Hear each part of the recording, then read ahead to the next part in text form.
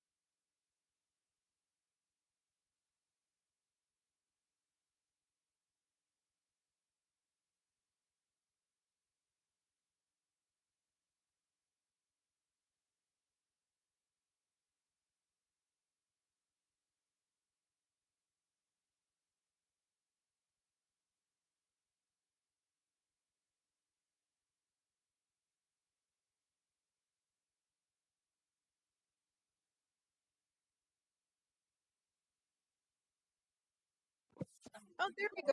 I just don't have the right finger. I, if I may, Miss Carrie, would like to request an edit. If you would please, second page of the minutes, it's the Hang on a sec, I gotta pull it up now. Second page, okay. It's the fifth paragraph that begins Sarah Pelayo felt, and then it's the second to the last sentence. It says, but people needed to be respectful of the work that MCEA is doing. That is essentially what I was saying, but the essence that I want captured there is that the previous negotiations team had felt like it needed to be in there. So it wasn't just MCEA, but it was the people at the table that put that in there. That's kind of Okay, so if I put in parentheses previous negotiations Teams? Yeah, because Yes. it's mutually agreed by Yes. both Make of sure us. that there is the S on teams. teams, okay. Just because I got it. nobody can unilaterally put things. Because it's encompassing. So do you want me Okay. to print these again then? Is that what you want me to do? I don't know if that's necessary. Do you want to just write that in there, Maren? I've got it on these minutes. Or do you want me to print? Maybe you should Just write it. It doesn't Okay. take long to sign it. Okay. And then after that, I And we're good? And you're okay? We're good with that? Okay. All so right. let me just- Any more amendments, adjustments? Oh, gosh. Come on, work. Okay. so with those changes, then I would like to submit a motion to approve the minutes from yesterday's meeting. Okay, hang on. Thank you. My computer. Okay. Oh, my computer's hanging up. Okay. So Sarah motioned and Maren seconded. Sarah, Maren. Okay, got it. Okay. All right.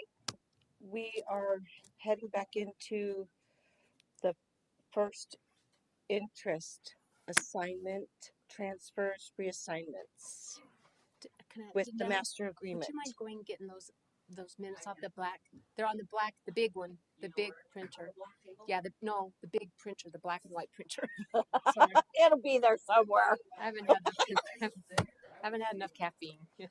Okay, so what one are we going to? The Assignments. I don't know if that's plural. Yes, I think it is. Transfers. Transfers and reassignments okay. Yeah. Sorry. for the language in the master First agreement. language, okay. Correct? Got it. Okay. And to be honest with you, I can't remember who ended yesterday, so I'm just going to ask who would like to start, or I can choose the district or the association. Would you like to start? Go ahead, Sarah.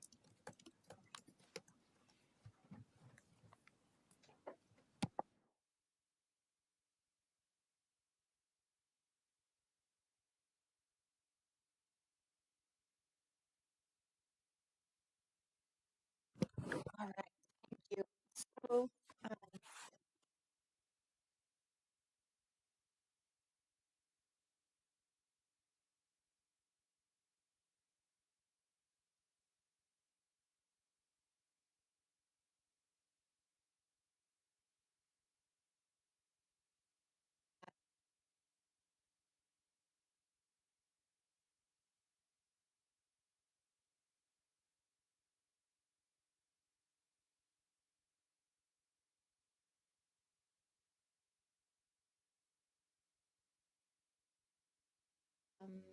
it's been shared that there's a need for additional training for IBB training by all of us because we're new, and so we have a statement that we've put together that I'd like to read and hope that it will kind of just set the tone and the stage for a collaborative movement forward. We're doing a great job, and I think we're just I'm this. It begins MCSD bargaining team. Take a few minutes to discuss.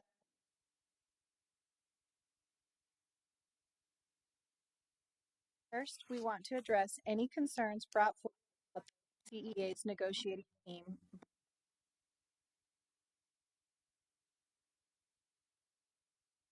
on the requirement that both teams bargain in good faith.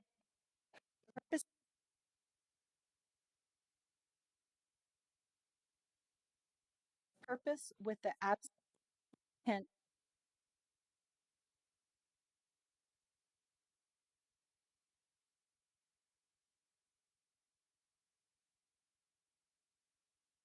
Just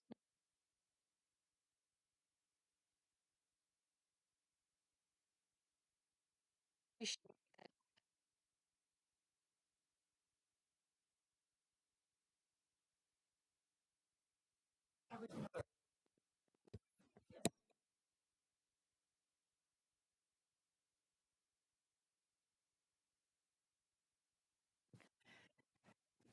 It was casually stated by Mr. Larson.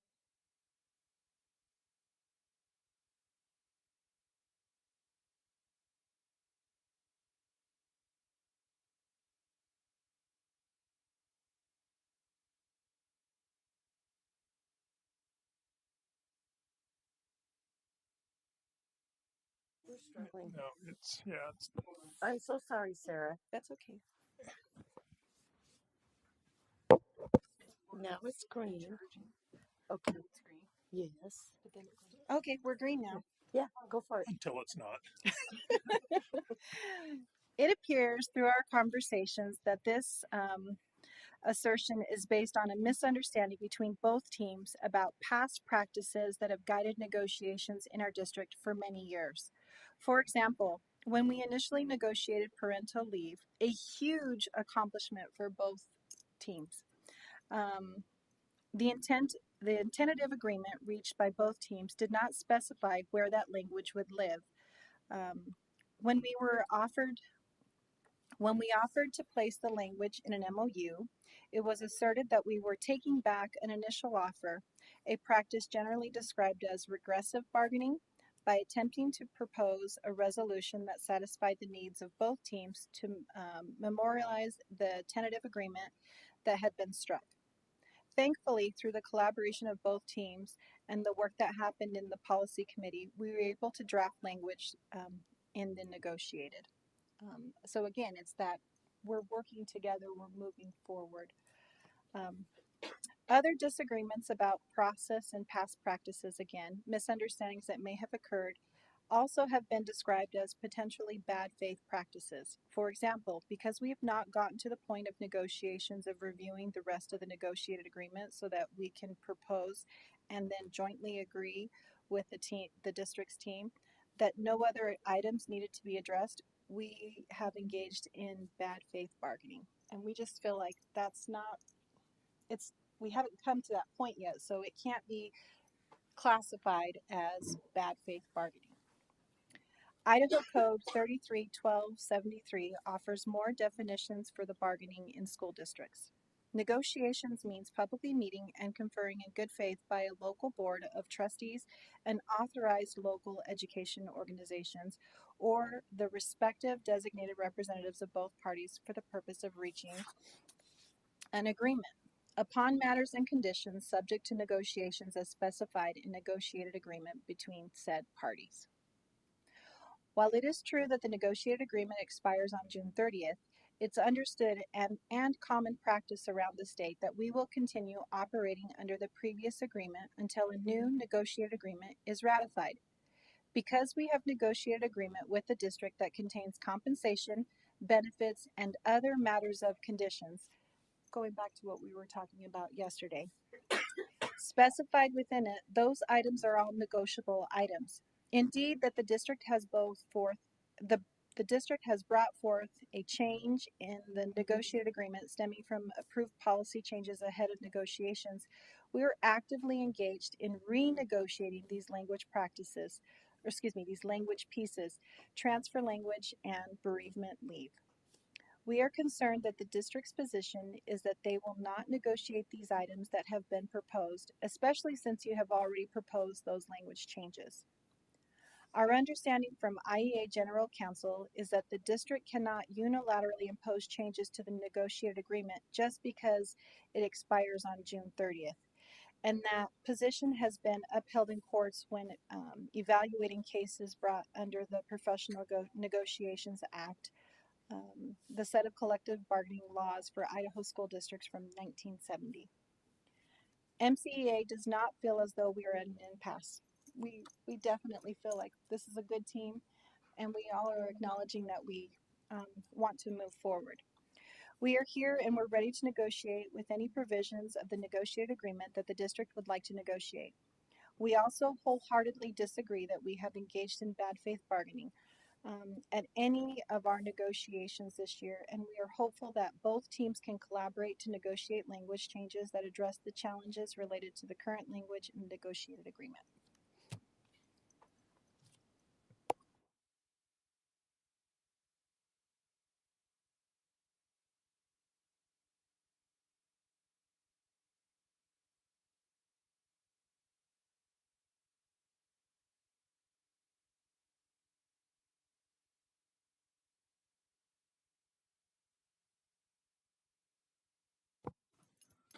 I'd like to call a caucus.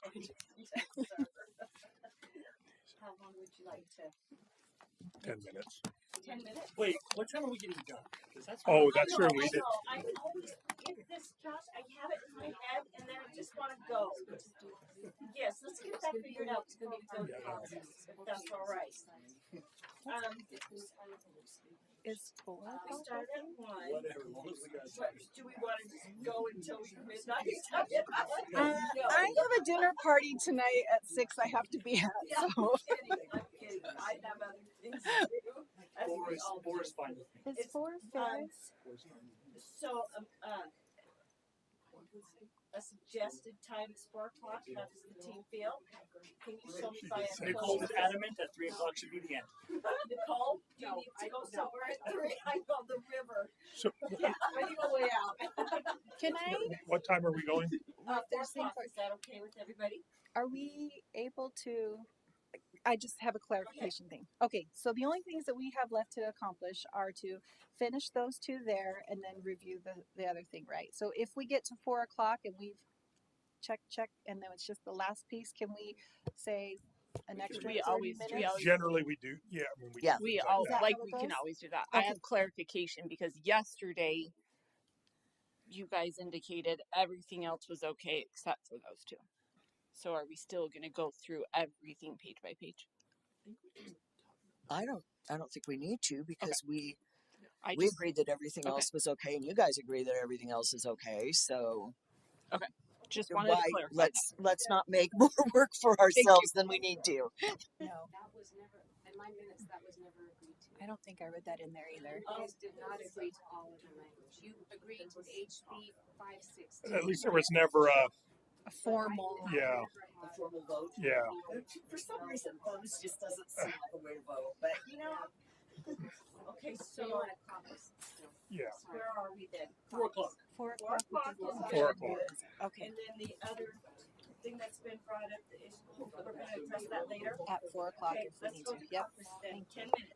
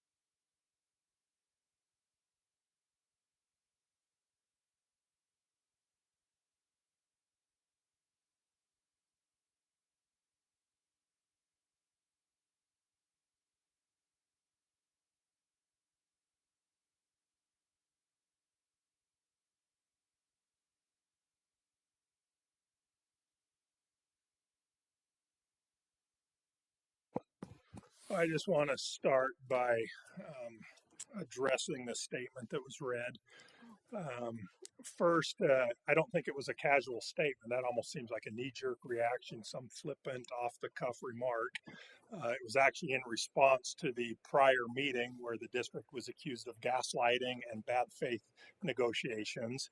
And I don't feel the district was negotiating in bad faith that day. I don't think we are now, but it was a comment not to accuse MCEA of bad faith. But if MCA thought we were negotiating in bad faith, then I thought it went both ways. But no, I don't think the district was either. So then, if that's the case, then neither would be negotiating in bad faith. So, anyway, that is a remark.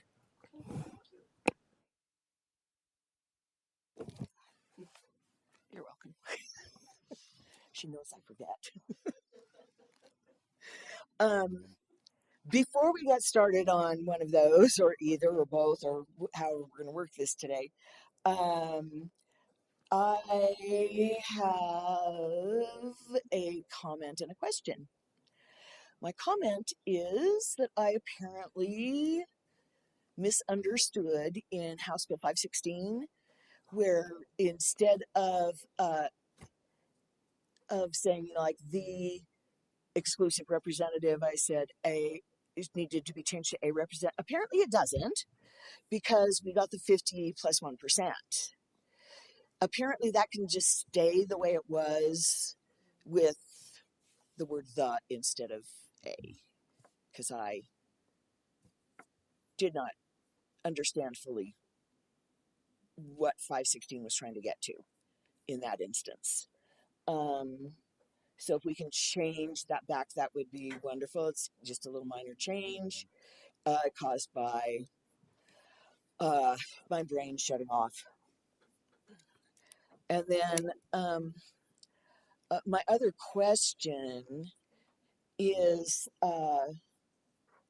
why do we feel we need to remove the FMLA language from the master agreement?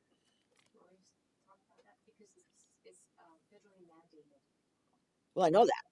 And that, so we go, if the federal government were to change something, Yes. agreement, that's Yeah. why I just put it as federally mandated, and so that way if the federal government changes something with that, Okay. we have to meet together. Yeah, I know. That's the only reason I did that. Yeah. Because it's Okay. federally mandated. So, yeah, and I thought that was probably what it was. That Was why put in all that, pages of stuff if if it's a federal law, which it is. only reason I did that. Okay. Because that's why we had to change, so many things because of House Bill 516. So, okay, I just wanted to double check that my instinct was still working right on occasion. And yeah, I think as long as if we can maybe just, keep a statement in there of, policy number, whatever it is. Yes, see this policy number for the Family Medical Leave Act, or whatever the exact title is, so that people know exactly where to go. Because I know I've tried to look things up sometimes on the policy manual that people have asked me about, and what I think it should be under is not what it's under, but I'm not the person who does the numbering or anything, and so I know that that's usually my fault, not anybody else's. And just so you know, just so you guys can share, there are some things that have changed, like the and I let Brandon know, the certificated Right. evaluation is moving to the 5,000 policies under personnel because it's under administration now. Exact same policy. Okay. I just put it in the 5,000 series. Okay. Because the ISBA only has like 3 policies for this admin thing. Uh-huh. It's under personnel now, but it is our policy to the T. Okay. Exactly. Okay, thank you so much. I'm going to actually make a note of that in case anybody asks me. Yeah. It's in the 5,000. Not that I'll be around to ask, but So on the was talking about. So can we agree that those codes that the master agreement can be changed to reflect the code? So it says 33-1271 parentheses 3, but that's going to change. In House Bill 516, it's 4, but I don't know what it'll be in the final code. The 50 plus 1. So in House Bill 516, like the amendment published, and who knows how it goes into code, but anyways, so 4 is the one upon either 50 plus 1, blah blah blah. Like that's 4 now. So can we just agree that whatever the code is for, does that make sense? Do you understand what I'm asking? Yeah, I do understand what you're saying. Okay. And it doesn't, I guess, specify. It does on that one. So So in the master agreement on that one, it says no. Because we had changed that, we, and it needs to go back to the carry. instead No, of not that part. So I'm looking at What page are you looking at? page 4, Article 1B. It's the one that Marin is asking to change, which is fine. So Carrie changed A, and so that'll go back to that. That's fine. But on the bottom it says District Idaho Code 33-1271 parentheses 3. 3 won't be, I don't think. It's 4 in House Bill 516. Well, we'll change it when we see what it's in. When they change it on the first. Or you could just take it out, the 3. So it's in. Why don't we do that? Okay. Did you get that, Carrie? Okay, on page 4. Okay. 4 of what? The master agreement. The master agreement. Hold on.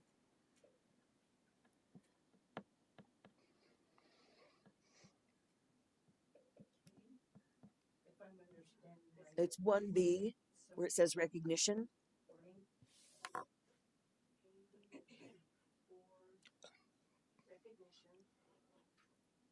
And if you go to the end, it shows the Idaho Code.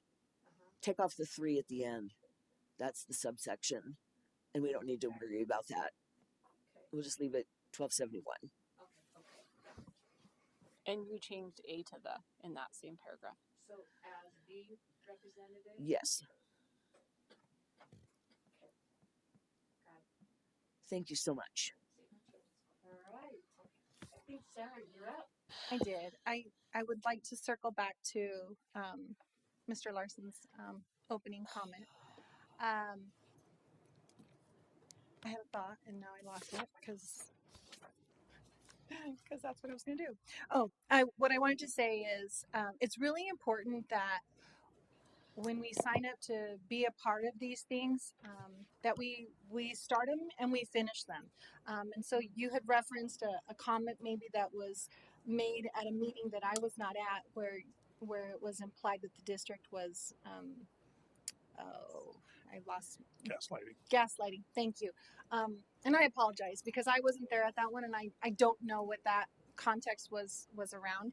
I would like to say that the intent of this letter was to just to have it documented that MCEA is here. We're putting in the time. We're doing the work to move forward progressively. And we did state in our letter that these are misunderstandings on both sides of the team. Miscommunications on both sides of the team. And it's already been, again, acknowledged that we would all benefit from IBB training. And so I wanted to say that. Okay, thank you.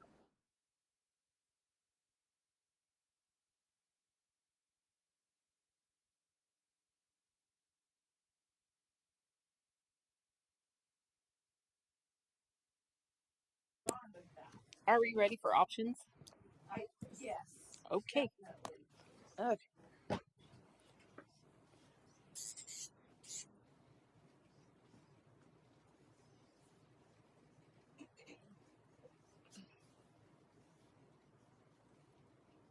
I have the option to take the current wording under transfers and replace it with the wording from I should have the letters. Options are letters, yeah.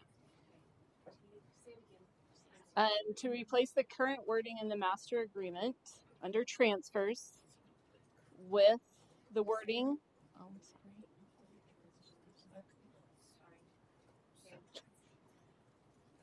with the wording for policy 5220, which is assignments, reassignments, transfers. Does that make sense? Okay, let me make sure I'm Okay. understanding this right. So you want to use the current wording, We're going to take the current wording out, okay? put policy 5220 in, the new updated policy wording.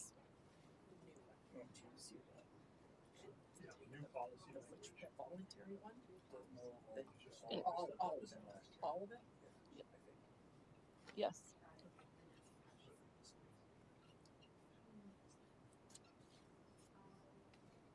And then I would also put an option B,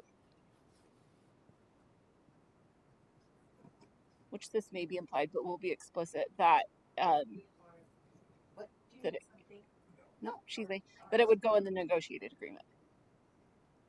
Sort of implied in A, but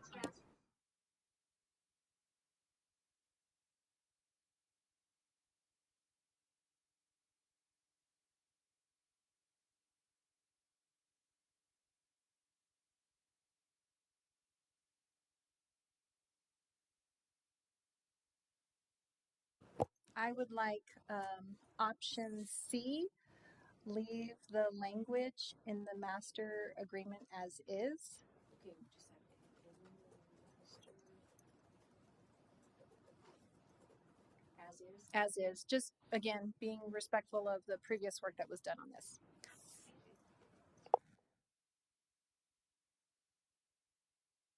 And actually, I do have another one. D? D. Um,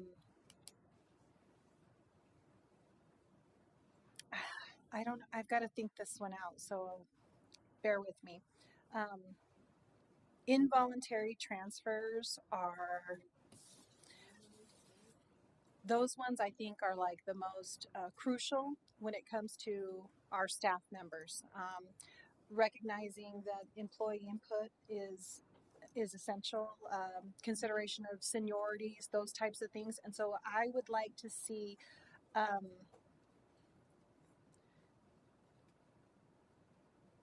I would like to see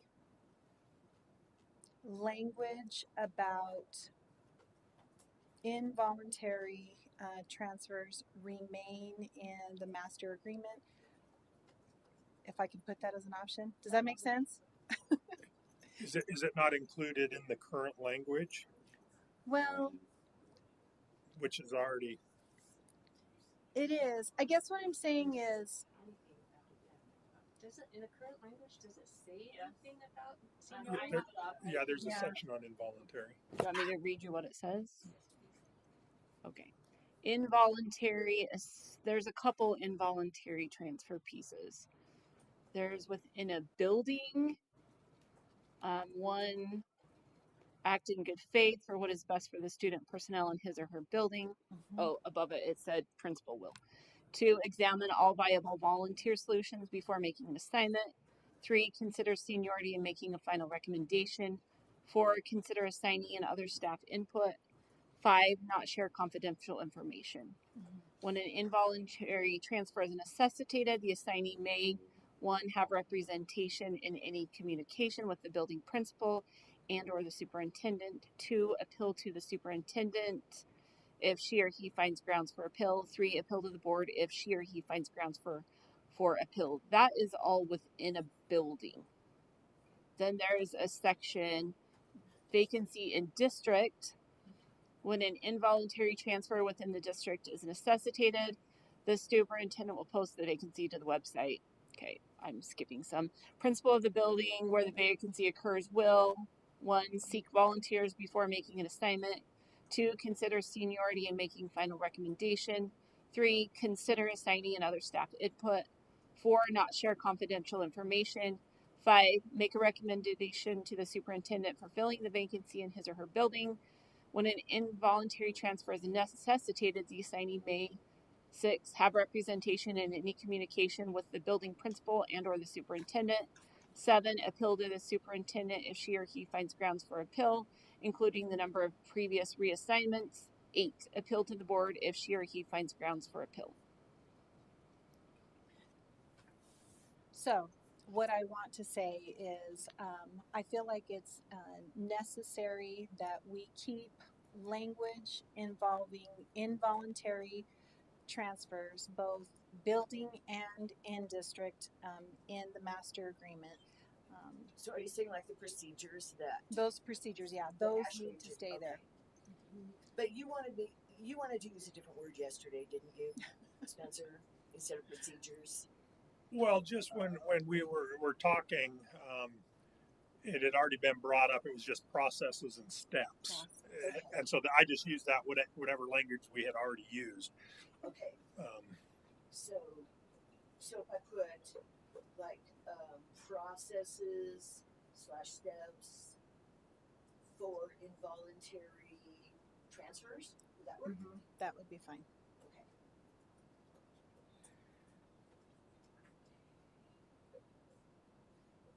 We don't speak to these yet. We just put the right. That's,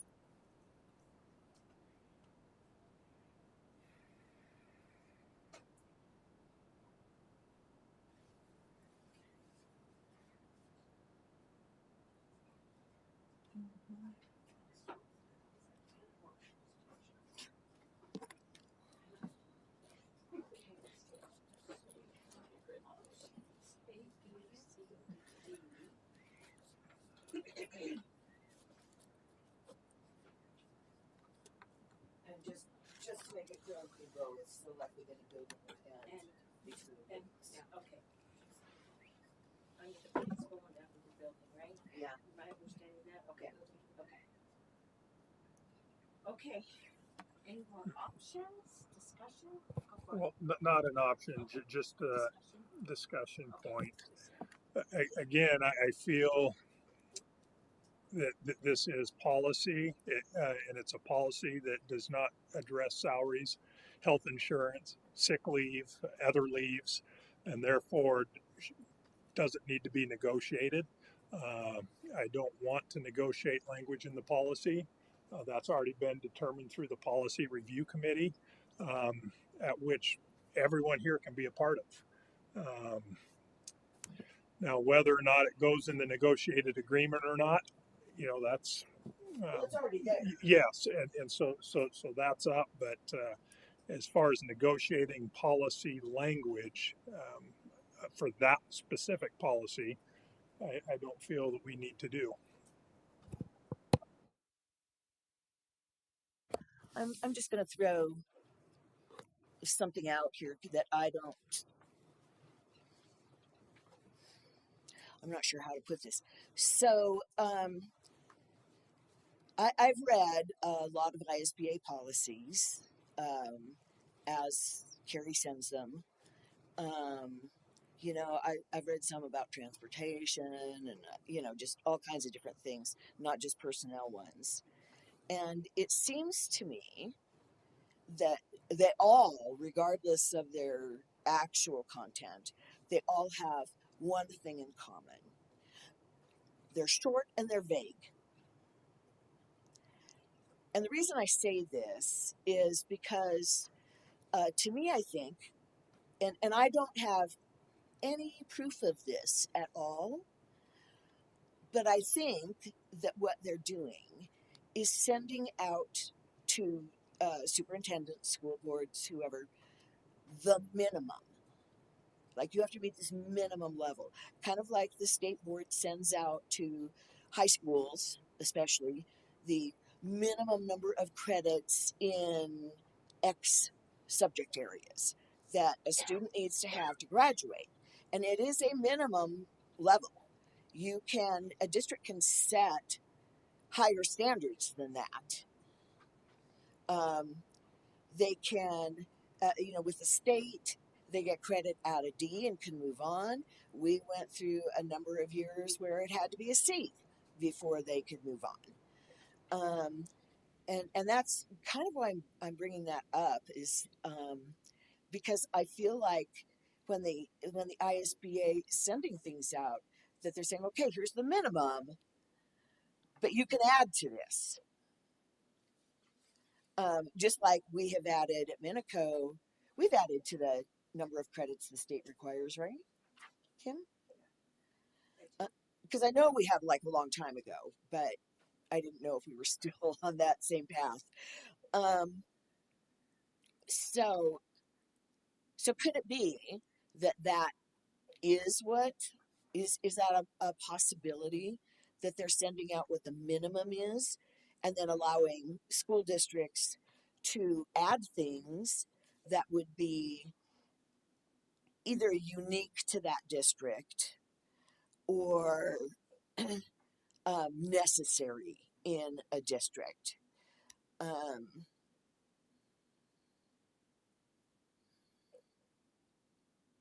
is that a possibility that that's what they do? Well, yeah, I think that's exactly what they do. Uh, and I think they intentionally leave them on the vague side of things. And whether or not districts want to add language and make it more detailed, I see problems with doing that in a lot of cases. You try and pinpoint, okay, what can we think of? Let's put it all in policy. Oh my gosh, you think you have it how you want, and boy, Until you don't. somebody create, well, this situation doesn't fit now for whatever reason, or there are loopholes around it. And we can't, where if it was left vague, we could say, oh, Well, there are loopholes. I mean, there currently are. yes. Even And, with our language, because on the one-page contract that we all sign, it's got a thing in there about the superintendent makes the determination of assignments. So as a fallback, that's always there. yeah. So, and I guess with having that always there, that kind of negates why you would want to have examples in there. I'm just saying from a writing teacher's point of view, 42 years experience doing that, I'd probably give all of those policies an F. No examples, unclear data, unclear. Yeah, they're not well written. I think the semi vagueness is why they use mays and instead of wills or shalls, because that really gives no flexibility to the administrator. If it's a will or a shall, I'm sorry, I have no option but to do this, regardless of whether or not your action was an accident, whatever. Right. It says this, sorry. Okay. Versus, hey, we can take extenuating circumstances, Okay. into advisement. We get to do things like that. I actually think it's helpful. Okay. In most cases. Okay. Maybe not all cases. Okay. But in some, we can probably agree on some, whether that's most or all or whatever is not as important. Okay. I have a not understanding. Are you still going? Can I clear up a not Yeah, understanding? go ahead. Okay. So my confusion, these don't say things that are a lot different, and so I'm trying to understand what I don't understand. Okay, so I'm looking at the involuntary transfer part of it. It says so we're going to act in good faith. Okay, we're going to examine, we're going to consider, we're going to not share. So that's a definite. We're not going to share confidential information. We may have representation. We may appeal to the superintendent. We may appeal to the board, but it doesn't really say anything other than this sort of generalizations about all of these are subjective verbs, really. So I'm asking. So my the thing that I don't quite get, I guess, is we want to keep subjective verbs, and the other one is also subjective, and so I'm trying to understand why. Yeah, can I speak? Yes. So the reason why I think it's important to leave it in there spelled out for us is because with a new administrator, with turnover, there's just so many. There's so many instances where the ball could get dropped. And so if you have it spelled out in here, it's an easy go back, take care of yourself, take care of the staff kind of check system. I think it's important to have it in there for those reasons. If I may speak to it, when we a couple years back lost a teacher to West Minico, lost a teacher to JDC, it created a hardship. We lost our government teacher, which then required an English teacher to take on teaching the government and the English. And it was like, I wish we could have had some more conversations about this to make sure that that was, we were doing what was best for students' interests. There was the science teacher. We only have two science teachers. They took our one science teacher and she got moved to JDC. That left us with one science teacher. It is like, number one, everybody was super sad that you you have these connections to our students and our schools and our parents and our families, and we live in our buildings for so long. And yes, we are employees of the district and not of the school, but it's important that we remember to have these conversations with the employees to get their input. And so I feel like if you just leave that system in there, it makes it easy for me as the teacher who's getting moved to go, okay, this is what's followed. I can accept this. I can move on and move forward. Maybe for the administrators on the other side to go, look, I can't be accused of being biased and kicking people out of my building for whatever reasons. These were the processes that we followed. It lives in the master agreement, and therefore it's like one of those safety things that we just have in place. Yes, we can all go to a policy meeting, and I'm going to make it my my thing to make sure MCEA has people scheduled to go and do those things, because we don't go. They haven't been going. They need to go. And so, does that mean I have to be at every single one? Absolutely not. Could I? No. But we can find people to be there so that way they can be informed, so that they can have input and all those things. But having it live in the master agreement as well is just safe for both sides. That's my thoughts. Does that answer your question? No. Oh man. Okay. So the subjective language in the current master agreement, yeah, like I just read all those, but the subjective language then in the new policy, and I actually would I prefer a different word, but we don't negotiate policy. So if a change of assignment was not requested by the employee, he or she should be consulted and have an opportunity to express his or her preference. However, the final decision, that says almost the same thing as what's over here. So my question is about subjective verbs. So like there's a thing, but all of the verbs are, what is qualification? What is qualified? Yeah, so like the endorsements to be able to sure, go over. sure, but beyond that, so we'll think about that, but then but we have to think about it. There's no, it's not an objective verb. It's a subjective. Does that make? I see what you're saying.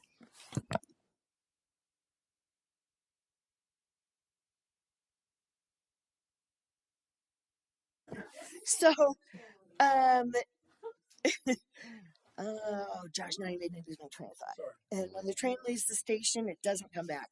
Uh, I think it's not the verbs that we're concerned about as it is the like talking to peers, talking to the person. It's have you done that? It's more just like if you were to make it as a checklist, they would all just have nice little bullets by them. And, yes, I've talked to this person, I've done this, I've done this, I've done that. Um, and like Sarah said, it's definitely a way to protect both sides so that administrators um, don't run into problems with transfers they need to make, and that teachers don't run into problems being transferred into something that maybe they do hold a certification for but are not good at, or have become not good at over a period of time. Um, I think that's kind of more the concern. I know that what I'm going to say next is not true of any administrator that we currently have in the district. So please, nobody take umbrage at this. But I have seen administrators who have lost their tempers and would cheerfully have moved someone out of their building while in that mood. And it would be the next person they saw,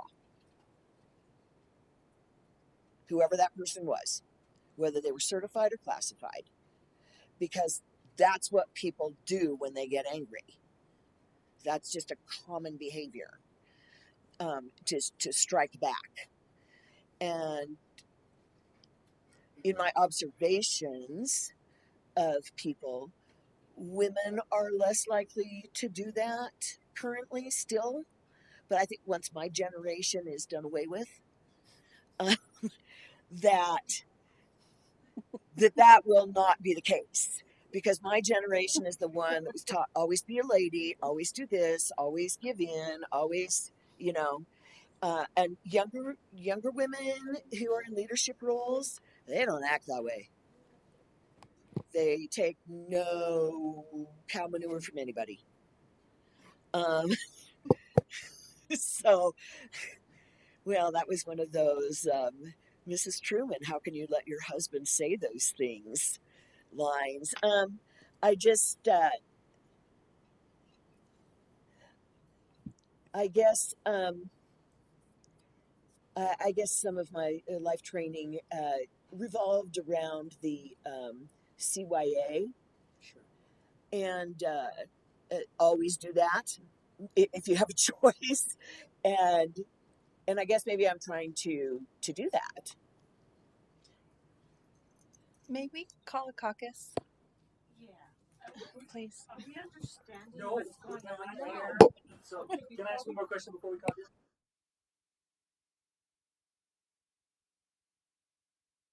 Okay. Because are we still talking about these options? Yeah, I'm trying to understand. So, Make sure. so even though the language is subjective and not mandatory, it feels protective. Yes. So even if it's not protective, it feels like there's something. That's that's um, yeah, that would be an inference that could be drawn. Okay.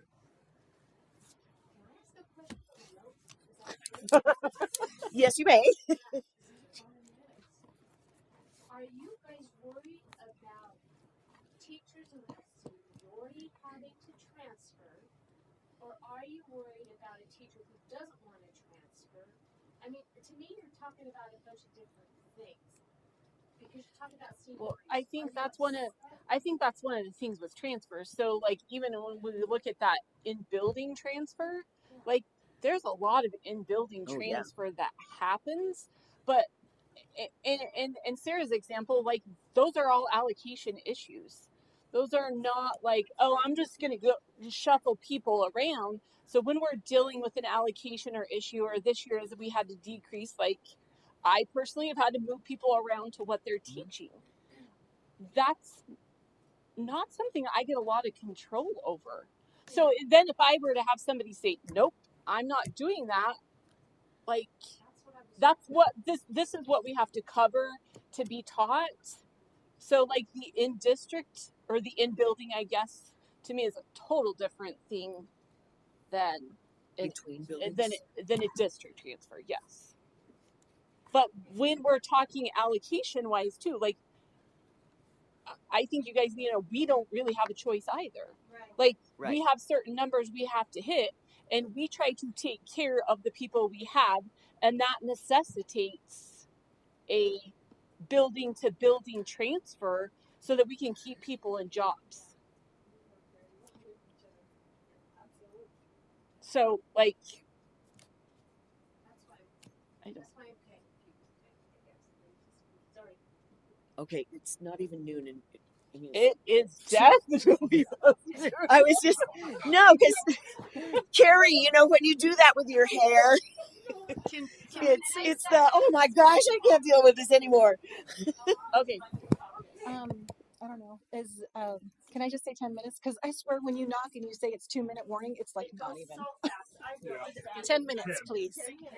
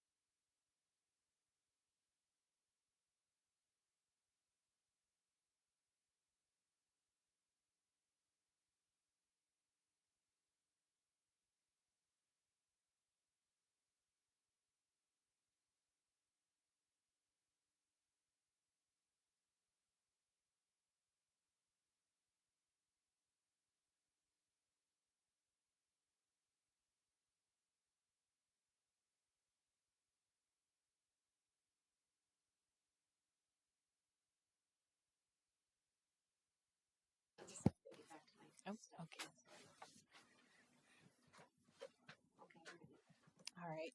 So I called the caucus just because there was some conversation about the similarity of the proposed change and then what's currently in our master agreement, and I wanted to just put out there that they are not the same.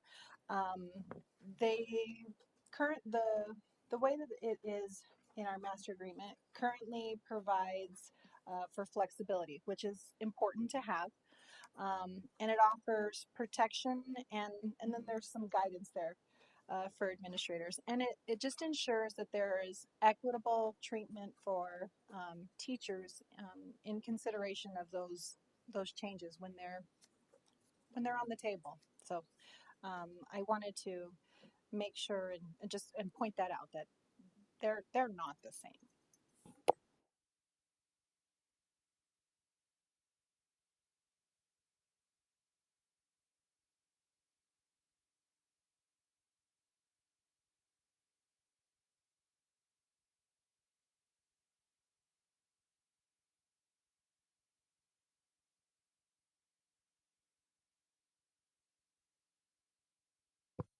Well, then, I mean, I'll respond.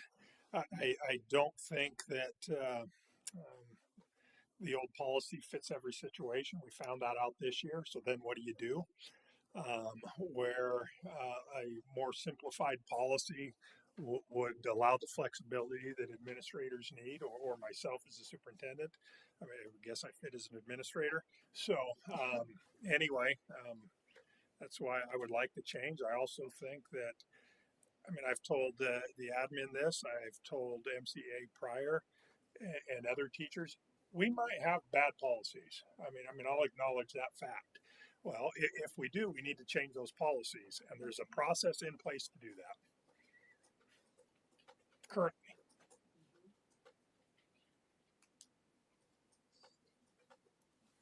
I think there's also a piece at the administration level that there are things we can't share with you. Um, so why somebody may be moved or a transfer happens could be an allocation thing. And, you know, it says in there, don't talk about it. Like, we don't get to talk about it. So sitting here right now, like, there's a lot of things in me that have happened with transfers. Like, I got hit with a lot of transfers at West Minico. Like, I'm not going to sit and tell you why some happened the way they did. Like, and I think that's something you guys have to trust us with, is that we can't explain some of these transfers. Mhm. Like, we just can't. To your point, you can't talk about it, but faculty will. And so this is again one of those things that it makes it easier to protect the administrator from not being accused of things, and it's reassuring for the staff member that these were the things that were done that led to where we're at right now. I think it's a one of those safety nets that is important to have, and agreed that there are bad policies, and so we do have to talk about them. We do have to put in the work to change them, and so I think that exists, but we've already recognized that those policy meetings are not attended well by staff in general, like teacher staff, and so that's that's something that we need to do better to communicate to our colleagues. Like, hey, this is affecting us. We need to be there. We need to make sure that we're giving our input. And yeah, I'll just add, this is my take on the policy review committee. While we have a policy manual and the board has that in place, most employees don't care. They come do their jobs, and yes, if they're aware that maybe they did something, you know, they fix that. And oh, I didn't know. Most people don't care about the language and policies. When there is one that they do care about, they show up. yeah, I think that the fundraising policy was a good example of that. I think we had 3 or 4 just from the high school because it mattered to them. mm-hmm. So when it does matter, they come. Yeah.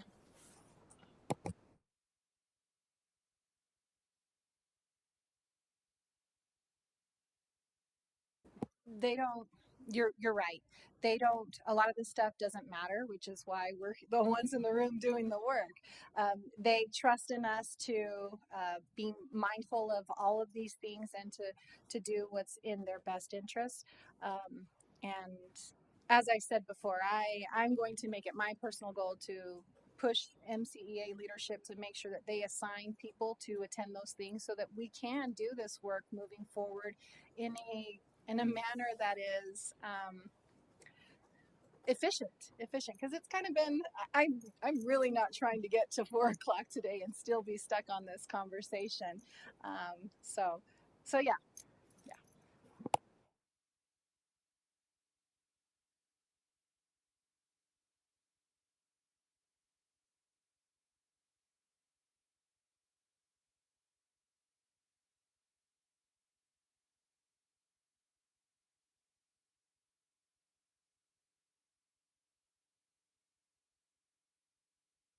Just so you don't have to put up a new option, Ashley, would you be willing to amend your A and B just to put them together? Same thing. Otherwise, I can do an option E. To combine Yeah. A and B. Well, that would be our combinations. We're gonna get there. Oh, I'm getting ahead of myself. Next step. How dare I'd like to move to combinations, and I'll make the first combination. Go for it. I have an option though I would like to put up. Okay.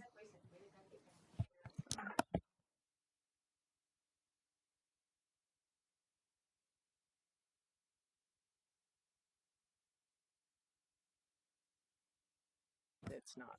Yeah. Okay. So literally in the law, the collective bargaining agreement is just for certified.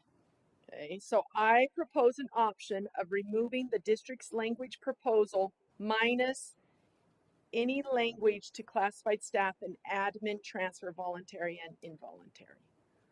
So their new, So you want A minus certified? yes, yep, Okay. what she said. I don't know what you mean. I don't either. Okay, so my A was to put the new policy. Let me turn, like you could see my. Sorry, at the bottom of the policy 522. So it could be policy 5220 minus the sentence about admin and minus the classified staff section.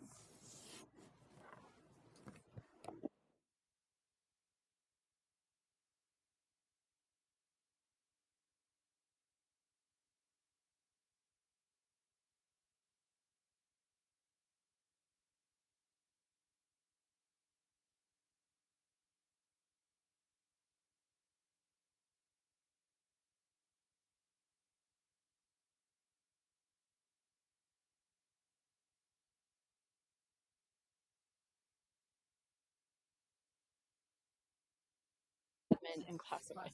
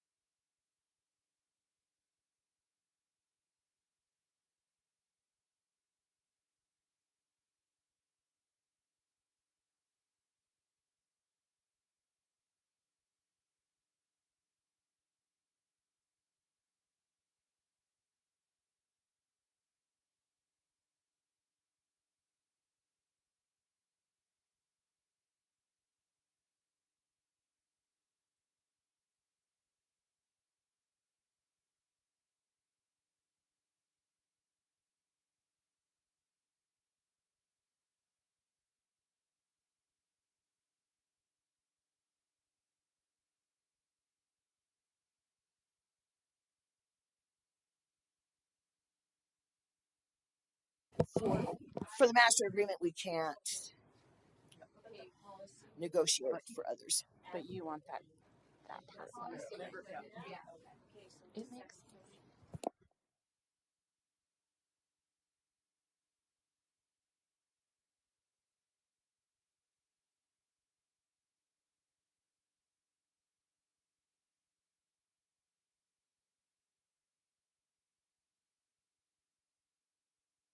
Maybe can I revise my option B? Sure. Take out the letter A and just leave it as goes in master agreement. Revise B, which was the current language. Well, it was written as A goes in the master agreement, just removing A. Oh, Just say goes in the master.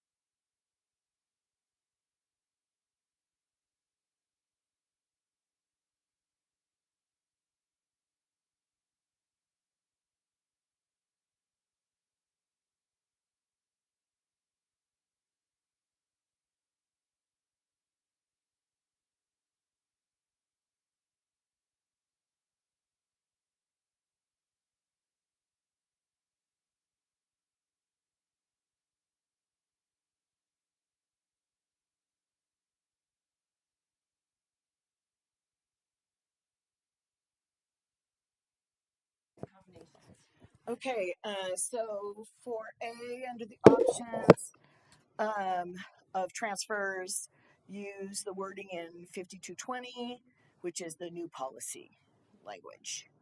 And B is that then will go in the master agreement. And then C is leave the language in the master agreement as is. D is keep the processes and steps for involuntary transfers, and both means like within a building and between buildings. And then E, in A, take out the language referring to admin and classified as far as the master agreement goes. I have a combination. E and B.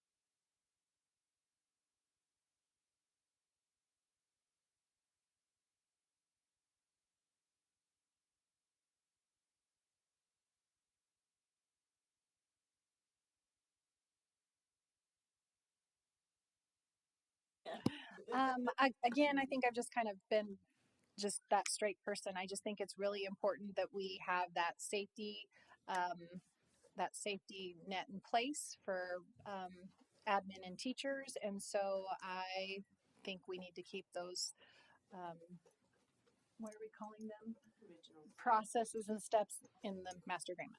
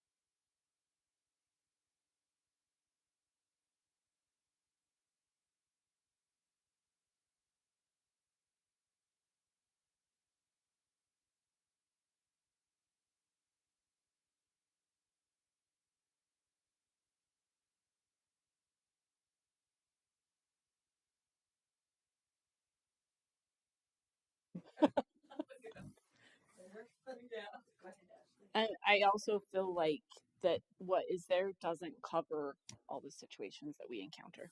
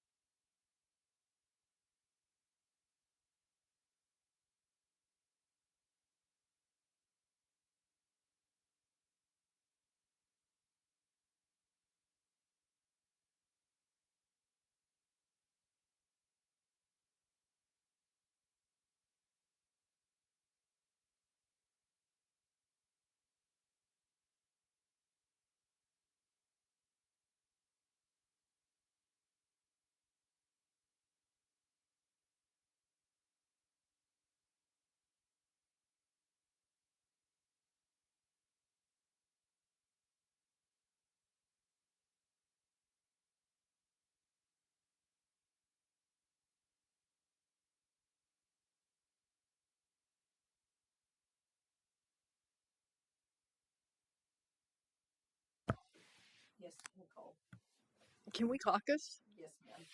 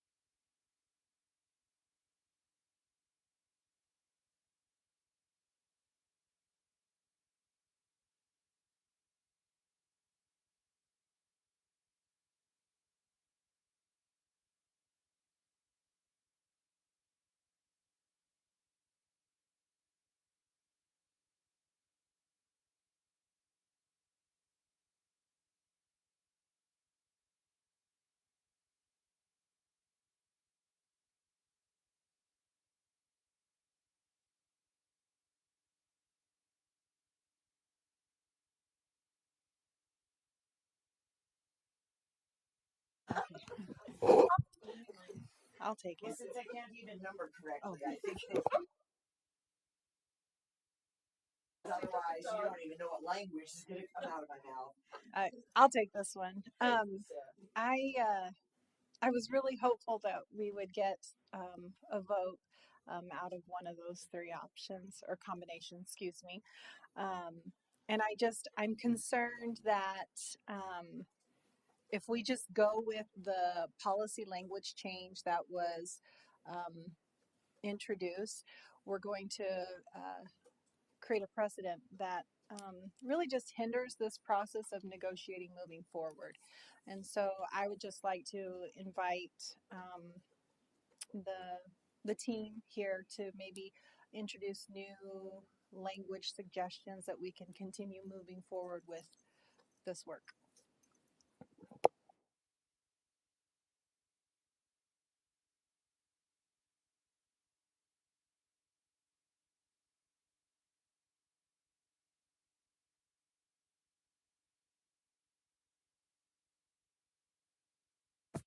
Uh, I don't want to take the board's responsibility because that's their space, right? That was my reason. It's going to continue to be my reason.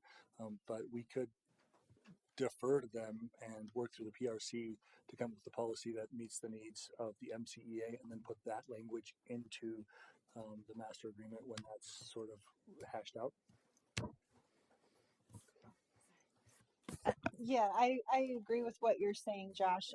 Ultimately, the board will take this and they will either ratify it or they will vote it down. In which case, we'll just return back to what we're doing right now, which is putting in the work to ensure that MC or that Minidoka County is really just the best place to be working at.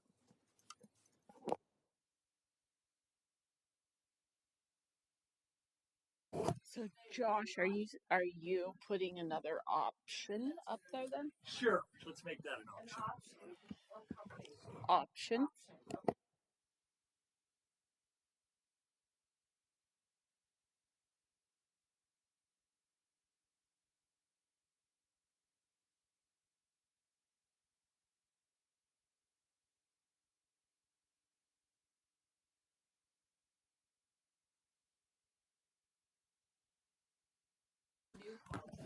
Yeah, let's work through the PRC. Send the policy 5220 to the PRC, and we'll work through it together. Sorry, that's my stuff in your way. All right, I didn't mean to. you know, you tried to trip me the I other didn't page. mean to.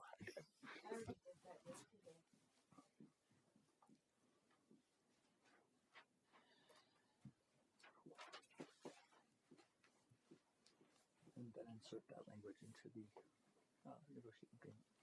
Yeah, I was going to ask you to. Does it need to be? I just need to read it. Well, we have B up here, so I'll put in parentheses. Okay. Okay, just so you know, we're not doing policy review in July. That's fine. We're going to be here, so it won't be clear until August. That's fine. Okay. Like you said yesterday, 6 months, fine. So. But yeah, however long it takes to have good policy. And I think that's one of the things is like, so if we're not feeling like that policy covers what it needs to, like we need to take the time, whether it takes months to work through that of what kind of satisfies everybody and the needs that we have. Well, we certainly want to see, if there are ways that we can avoid what happened this year. Towards the end of the year, if we can avoid that sort of a situation again, to my memory, which I wouldn't trust today, but when you just throw it out there, I don't think that we've had problems like that. Maybe since even Minico opened, which was before I was born. So that's like a really long time ago. Can you tell me what you're referring to? Like, Like involuntary transfers. Okay. Okay. That between buildings. Okay. Not within. Okay. Because I had to teach speech once, and it was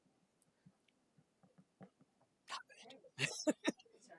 I don't know if this is appropriate this time, but can I just ask for clarification, understanding, explanation, whatever, about what prompted the discussion to change the policy? Like, why was there a decision to update the language? Well, when we were looking at allocations due to what we're presuming is going to be a decrease in funding, we have less enrollment, all that, and so we put it in the formula and that the state gives us, and it's showing us, hey, this is approximately how many FTE we think you're going to get or get funded for. And then we're up here. Okay, well now what do we do? How do we reduce our costs? And so then it went into the possible closure of the school, Minidoka Junior High, and then it went to well, we're not going to close it. We're just going to move it, but we have teachers there. We don't need 4 teachers because that's too many for the amount of kids we think we're going to have there or can handle. And then, but they're renewable contracts. So that's really what spurred this. And then going through the policy with that, so well, this doesn't fit, this doesn't fit, this doesn't fit. Well, we need to have places for our renewable teachers to go, renewable contract teachers. So that would make And they can't go if they're teaching at a junior high, but if they have secondary certification, that eliminates all our elementary schools. So what openings do we have at our middle schools and high school that they can go to and be endorsed in? Mm-hmm. I have a question. So I'm just going to refer back to that, 1-page contract we all sign that says in there somewhere, I don't remember the exact wording, about superintendents making the final decisions on assignments. What part of that did they not understand? What part of that did they not see that they had signed and agreed to, that you don't have a say? Yes, it says that, but when we have other policies that say you work through these steps, yes, we get to there, but when they're saying, hey, none of this fits, it doesn't talk to this. I mean, I'm just saying that's what prompted us to even look at the policy. Okay. So then my next question is, would you have been better off, because I'm looking ahead to August. Sure. Would the district have been better off just putting in the superintendent makes all final decisions on placement for that policy? Just period, one sentence. Yeah. I mean, why didn't we go to that?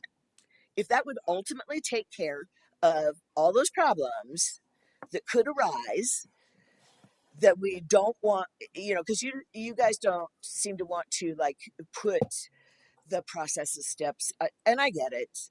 You want to have the freedom to do the thing that you do as administrators, and I'm not one for good reason. And but would you have been better off just having that? You could have went there, right there. That's it. That's like last best offer. I don't think so. I think that the board needs to have say. And my sticking point is the board. We're discussing between us what that looks like, and hopefully we're all pro kid. That's the point of being in education, right? And so we're and this is a weird conversation to me to begin with. I've never been on the other side of the association. We've always been together, except for sometimes in this room.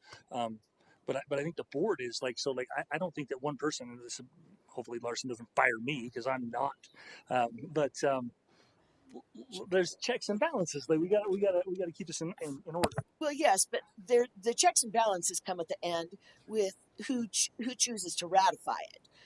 If they don't like something in it and they don't want to ratify it, they can turn that down, and we can come back to the table again. Same thing if our people. If the teachers choose not to vote for ratification, again, we come back to the table and we continue on.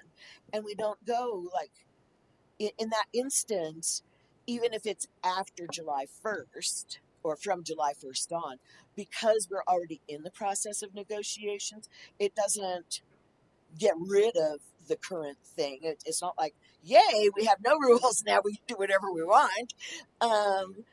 It's more in that you know, we want to have the best possible thing for all parties, like you said, because I know some of these board members. I've known them. No, I haven't taught any of the current ones, but I've taught their children, so that counts. And I know that they're, you know, they're good people and they want what's best for the district, and they have a different way of looking at things than we have, just like administrators have a different way. So going back to your original question, one, I think this option covers that, because if Okay, that's the yeah, change that's needed, then right. that's what we do. Okay. Now, would it have been easier then? I mean, it wasn't in that same policy then. Uh-huh. And I guess that's a matter of opinion on if that's the best thing to do. The people impacted are going to say, no way, that's not the best thing. You shouldn't have the right to just make that one decision and do that without us going through this process. So I don't know.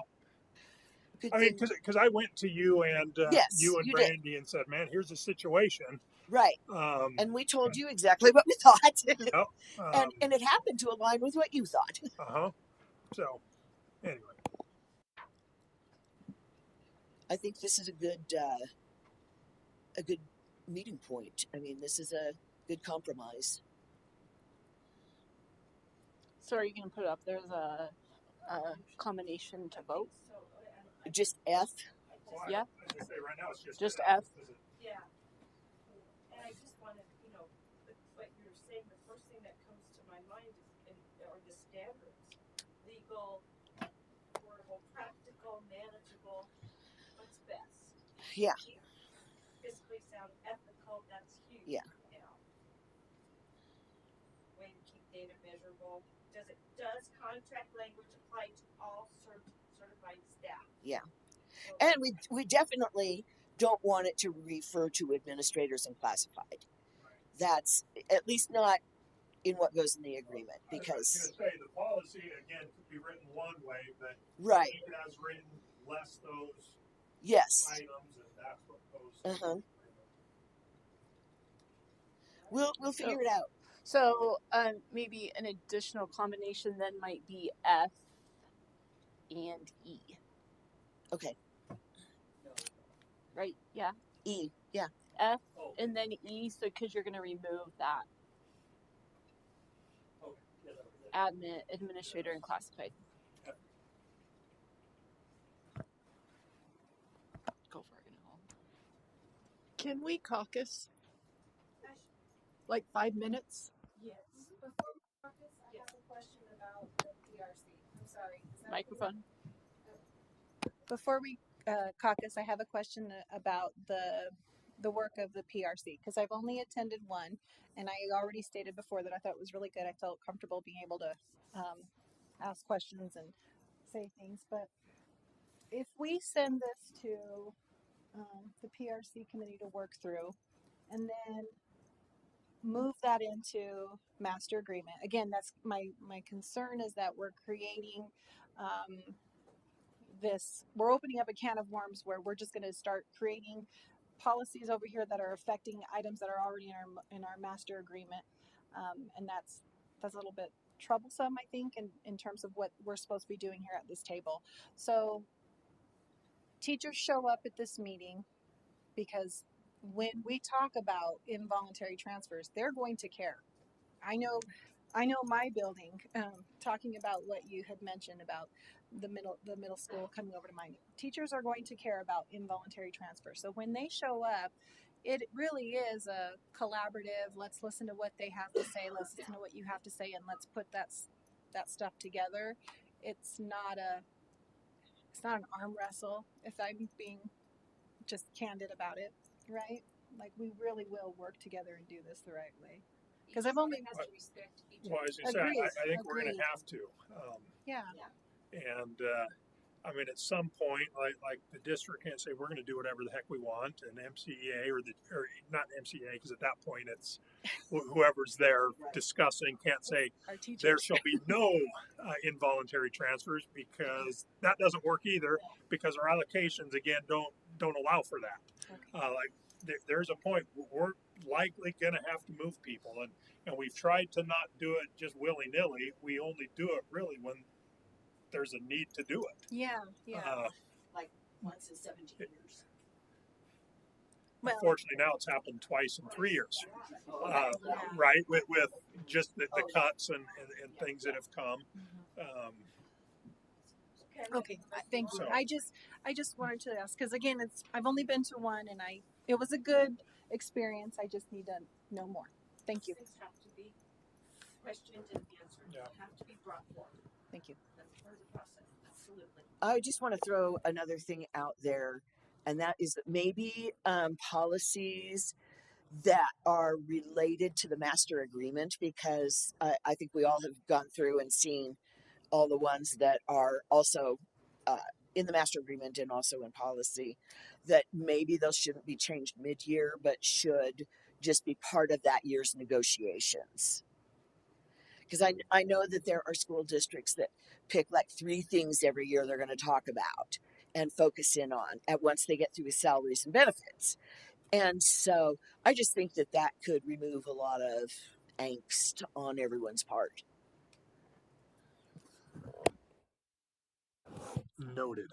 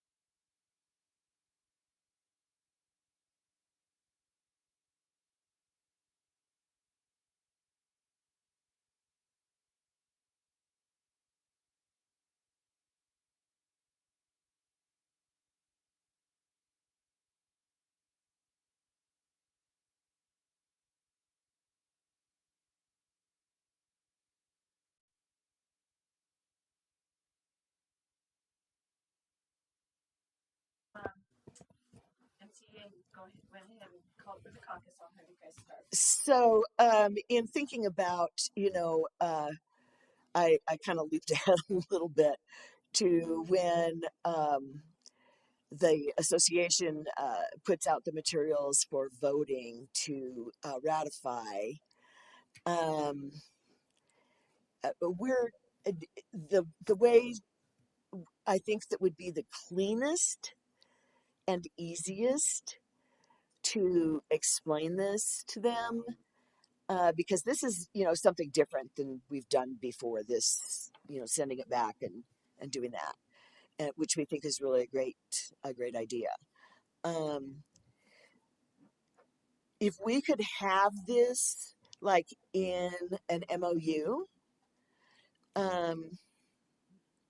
that we're going to do that, and then just leave the language the way it currently is, and maybe even refer to it as policy 5220 in the MOU. And I want it to have a little more oomph than the latest one that's hit America. So I just think it would be easier for them to understand, because otherwise, it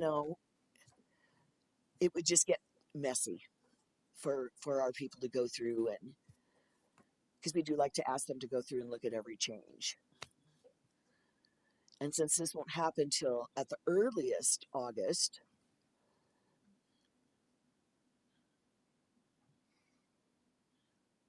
because we could just have an MOU that says that the teams agreed to send policy 5220 to the PRC to work through, and then something about negotiations being reopened when they're done with their work, because it might be a month, it might be 6 months, who knows. We just need to have them understand that there will be additional changes one way or the other. Could we do that? That's both. I ask you the same thing. Did you want to put up another option? Yeah, I will.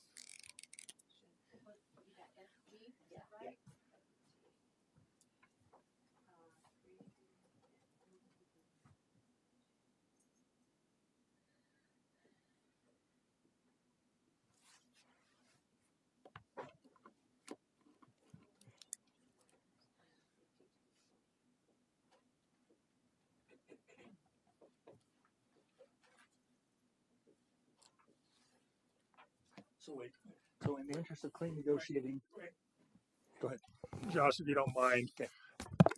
If it's an MOU just stating we're going to come together, I guess I don't have an issue with that. Now, I would slightly different. So EFGH, I would say an MOU, but I would want the MOU to state that the current language would come out of the master agreement until we finish the new policy, and then that new language goes in. So we just wouldn't have anything there? Is that what you're saying? Until we wrap it up. Okay. It kind of forces us to get the job done. It does. So I respect that.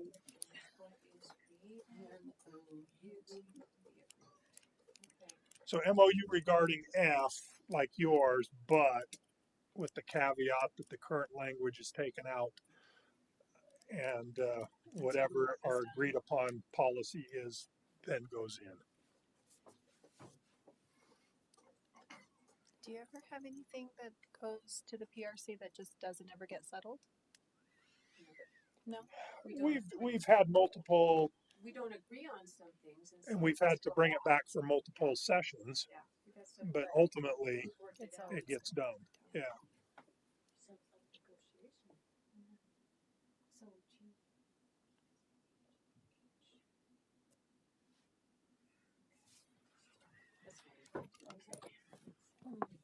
Alrighty. Okay, do we have any more options that need to be discussed or brought up, put up? Because we can go to combinations if you're all ready. If you are all okay and ready to move on to combinations. Yeah, we are. Let's go. So number 6, Are right? you okay? If it'll be a combination of 6, is that right? Yeah. Okay. My question is, do we line out number 1, 2, and 3 because they Please. were loaded down? Yeah. I want Clean to that make up. sure because that way it's visual. Visual. I don't think we voted on these, did we? We voted on 1, 2, and 3. That's what I thought. Okay, so 6 is H, right? Can I revise mine on G? I want F. Wait. Yes, sorry. Yes. Option G. Wait. I thought Marin had G. Yes. I said the wrong. Oh, okay. She said option what? Oh, revise G. Yes, I am. F. I ain't want Josh is the way he is. F. So F, G, and H? No, you're not revising. I'm doing number 5, which was mine. Yeah. Okay, revise number. So I have F. Yeah. E. Right. E. Yes. And H.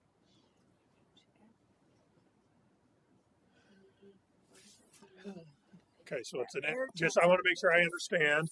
So it's an MOU just stating we're going to come together and work through PRC. It's PRC to address policy 5220 and then into the master agreement. Those are the 3, And we're gonna right? make sure that it's not, that we don't have the, Oh, yeah. And H. Okay. Taking current out, waiting for you to go in. Okay.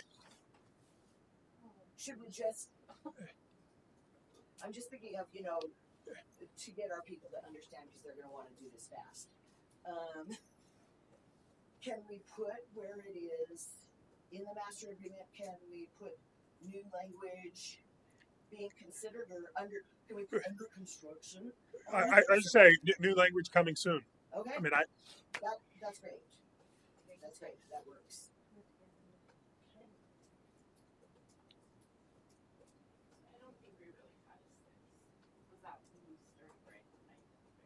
Did somebody No. else number 6? Or we could. Yeah. Are there any more combinations? Are we okay with those 3 that we have up there?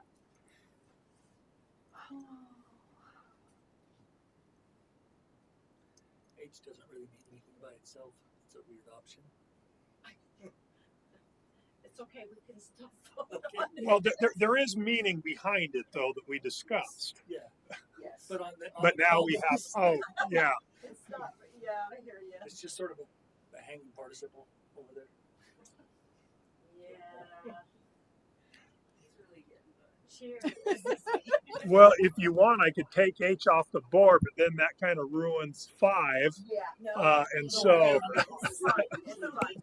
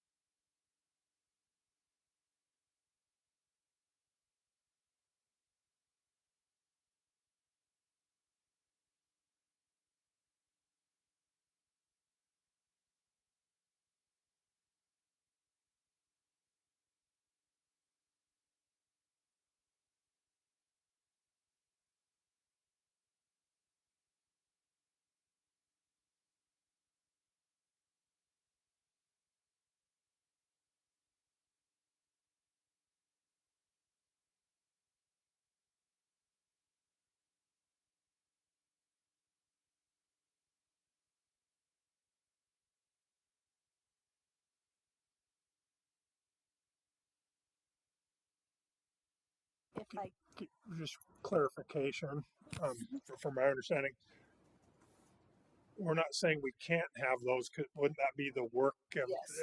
that's done in the policy review committee to get those things added if that's what that team agrees to? And then that area where that stuff exists, we'll say under construction or To be indeterminate. Yeah. to be determined later. okay. I was just I my appreciate what you're saying. I appreciate for what you're saying, but for my own understanding, if I am feeling like it's essential that we have those steps in there, then I would then have to be at that PRC meetings to voice that, to encourage it, and whatever, right? Or I think maybe if you know what you kind of want there, like if you can't be at that meeting, Send make sure somebody somebody, else yeah. Okay. Okay. Well, honestly, clarification about the PRC. So Carrie's really good. Like, if you send her notes, those show up at the PRC even if you don't go, because she's the advocate for all of the. Well, No, well, I don't know no, what I happens. don't think so. Never She mind. thinks she's done, but she's not really. Okay. Um, For a little bit to know. Otherwise, things like PRC might flounder. So, Carrie, you might be stuck for a little bit. Man, you gotta help my. I still have a question though. So, for the purpose of this work, this is a yes, this is a I can live with it, and this is a no. Correct. What does this mean though? Like, I can live. I can live. I can It live means with. Is it it goes through. it goes through? If everybody voted this, it goes through, and good word, Nicole used accepted. Okay. Yeah. The Okay. only one that is, and then I ask for why you vote, and then it doesn't pass. Okay. Does that make sense? Yes. Okay. Thank you. Okay. So while H is here, can I remove, as it was mine, H from the combination, seeing as how it's not a combination anyway? Oh, come on now. And number 5. That was what I was wondering. You got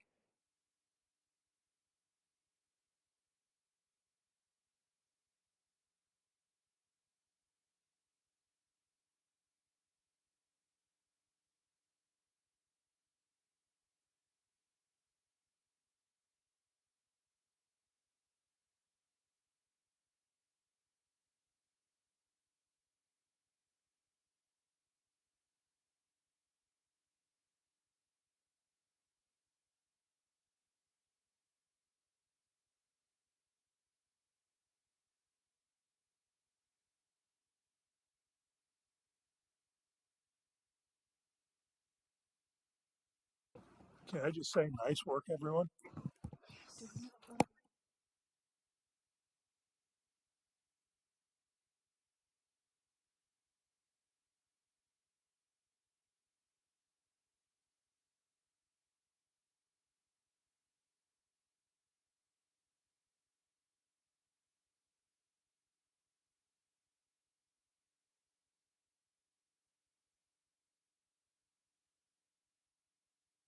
D is keeping the processes and steps for involuntary transfers.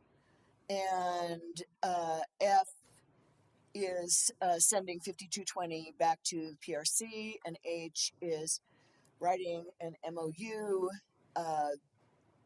that we're dropping the current language and we've got it under construction. Okay. All right. Let's vote for combination 7 by a show of thumbs. Somebody's got to vote down if you guys want to decide. I don't care. Oh, I don't need to talk. I'm good. Okay, got it.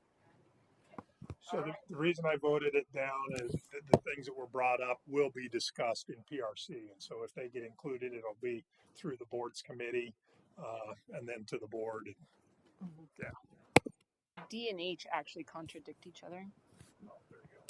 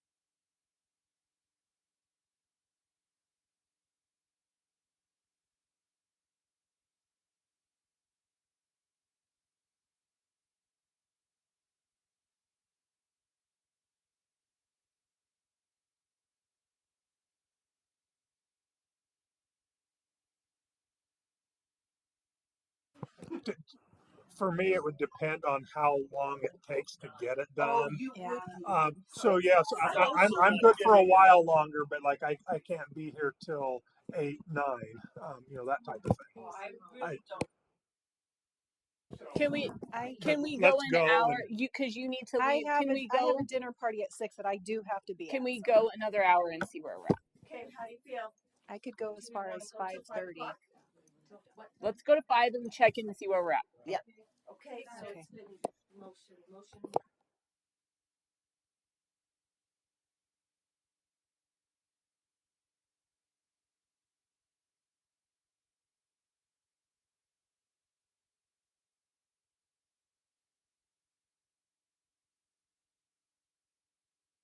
Can I ask a question to begin with? What is changed? Uh, Okay, so number of the way days. and why this policy was changed was it's in that second tier relationship. Okay, so it's second tier. Yes, which I've looked over things, and most districts don't have that second tier of aunts, uncles, cousins.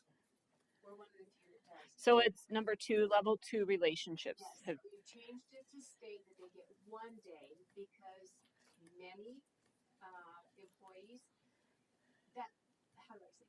Okay, that level is, and it's basically for travel too. So they had their husband's cousin that died, and the funeral was here in town.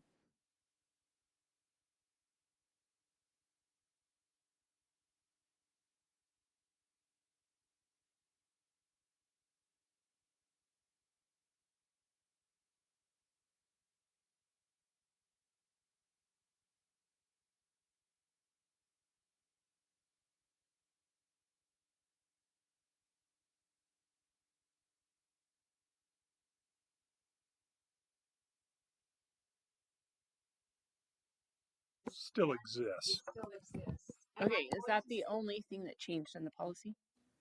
yes. Um, Is that is your mic on? No, I'm not going to say that all again. We'll turn it on now. Sorry.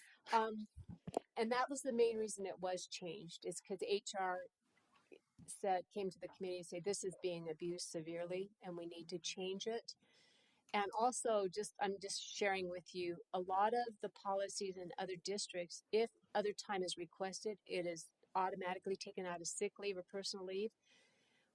With us, the way it's happened is it may be. It's not that it shall be or will be. It's may be. And when it has been granted by the board and Mr. Larson, it did not come out of sick leave or personal leave. They added extra bereavement days for those people.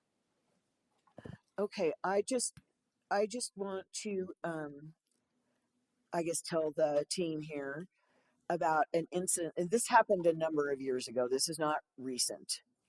This is maybe a couple of superintendents ago.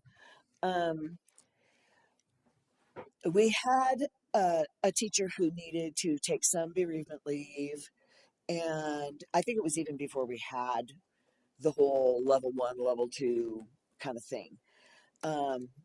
For I think it was an aunt or an uncle, or that level 2. The teacher asked for I don't know, like 3 days of bereavement leave because they were going to have to travel just to Boise though and back. Um, but the way it was working, they had to meet with the funeral. They had to meet with a lawyer. So when she asked her principal for that, the principal said, "No, you can't go." She's like, "I have to," and the principal just kept reiterating, "No, you can't go. Um, we can't have that happening." And I don't think any of our current principals or vice principals would do anything like that because that is so egregiously in bad taste. Um, I'm pretty sure there would be a grievance over that nowadays. But eventually I don't know how they settled it or anything, but yeah, she was told she couldn't go, and we don't get to choose when the people who are important to us die.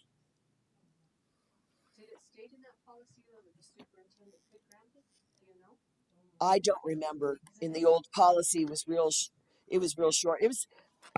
I mean, I think it was back in the 90s. Or you're going to have to remind me. Does it say they go to the principal first, and then if they don't like that, they can come to me? No, it says Or has to go to you. But No, so it says it if should, because it additional should go to leave, both. if additional leave is needed, a letter must be submitted to the administrator and superintendent. If I may, I was just listening to some of the reasons that were stated for why this was why the policy change was updated. I think that it's okay to be different from other districts. I think that's what sets our school district apart from others. I want to recognize that from a cultural lens, some of those level two relatives that were referenced um, are our mothers. It might not be my mother. It might be my aunt. It might be a cousin that is raising me. And so I think it's important that we recognize that we have that diversity in our district right now. And so making space for those level two um, leaves, I think, if I'm saying that the right way, is important. And then the other thing one Sorry. last thing. The other thing I thought about was, is this true? If HR is coming and saying this is something that needs to be changed, is it truly an issue district wide with a lot of employees abusing, or is this just an employee or a few employees? So those are just some thoughts that were in my head. Well, I think that's why it was written then the way it was. We took care of those who are abusing it. Nope, you get 1 day, or whatever. For those who need it, if an aunt raised them or they were just so close, they grew up with this person, and uh, we have the flexibility to grant that. Yes. So, but that's why we added that in there, knowing that, hey, not everybody abuses this, and there are legitimate reasons that people would need more days. Um,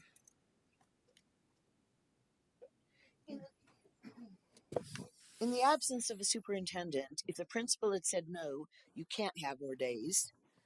Well, let's say the superintendent just had surgery, and so he's not in the office. He's home recuperating. Um, does somebody else take over for him?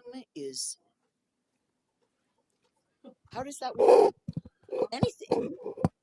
you think I'm going to relinquish this power? No, no. I think you're addicted to it. That's a good question.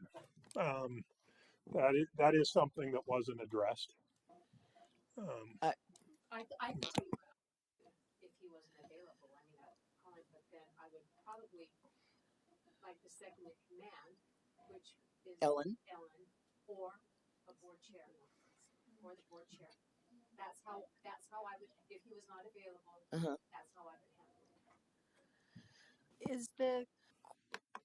Is the question, or is the issue then how it gets paid? So, because I know that if I had to put in for a leave and my administrator told me no, I couldn't use my bereavement leave, I would take a personal day because that is my family. I would be there. And I think a lot of people would do that, but let's say it happens at the end of the year, they don't have a personal day. Or they really don't want to use their personal day because they have plans for it later in the year. I mean, we've had situations like that come. How dare you force me to do this? I'm not going to. It happens more often than you think, unfortunately. And I think so. I just finished reading the bottom. I feel like the bottom section kind of addresses that. So, written notification must be submitted as soon as possible, but no later than 48 hours after returning to work. So, like, my mind's just thinking, okay, so if something did happen, maybe I went to a funeral and there was bad weather and I intended to get back, but I couldn't. So then I'm going to be gone that day after, or maybe something happened. Then there is a process I could follow once I return to work for that. just says employee should notify the supervisor immediately if special circumstances prevent them from returning to work after the allowable number of days. We also added too, like if you're and you're asked to speak at a Mhm. funeral like that, it went before you had to take personal days. Now with this policy, it's not counted again. You just bring in that program. I have a question. So did we write this policy to prevent cheating, to prevent abuse, or do we prevent it to provide the space to grieve? I had the building that 3 people, level 1, died this year. That was hard. And I had to ask for extra days. I asked. She didn't even know that she could. I asked Mr. Larson. I said, she needs some extra days. Like, this is hard. So is this policy for the people who are abusing it, or is this policy for the people who need that time? Because telling people how to grieve is a rough thing for me. I think it can be yes to both. And I think we did a fairly good job of covering both. Maybe we didn't get everything though. That's possible. Again, trying to cover every situation. I mean, that's hard to do in policy. That's another reason I don't like doing that. But I also think that's why we have the option Yes. to the employee or the administrator to request more.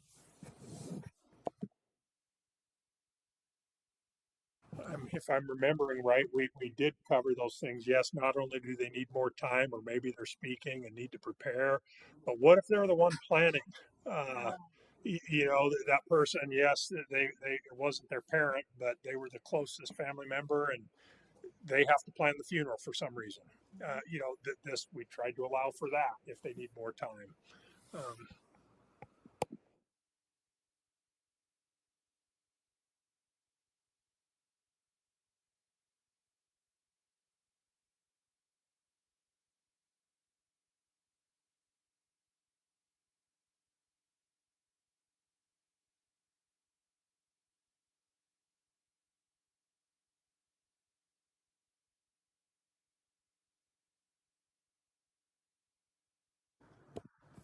I'm just going to throw something random out there. No. Shush.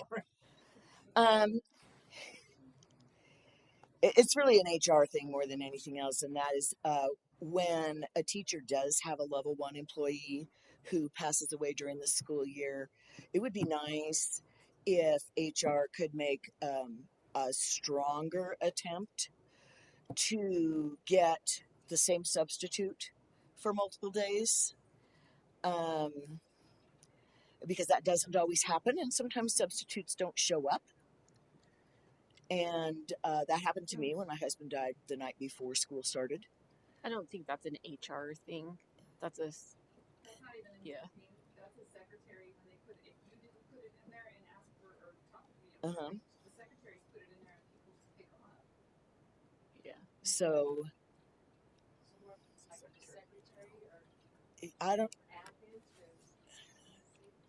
So you can put I in just when think you that put in Red Rover, you can allow them to take partial jobs. Yeah. So if I put 4 days, you can. There's a box you could uncheck that doesn't let somebody pick up days, but also know that risks you not getting anybody if well, you're going for a set right.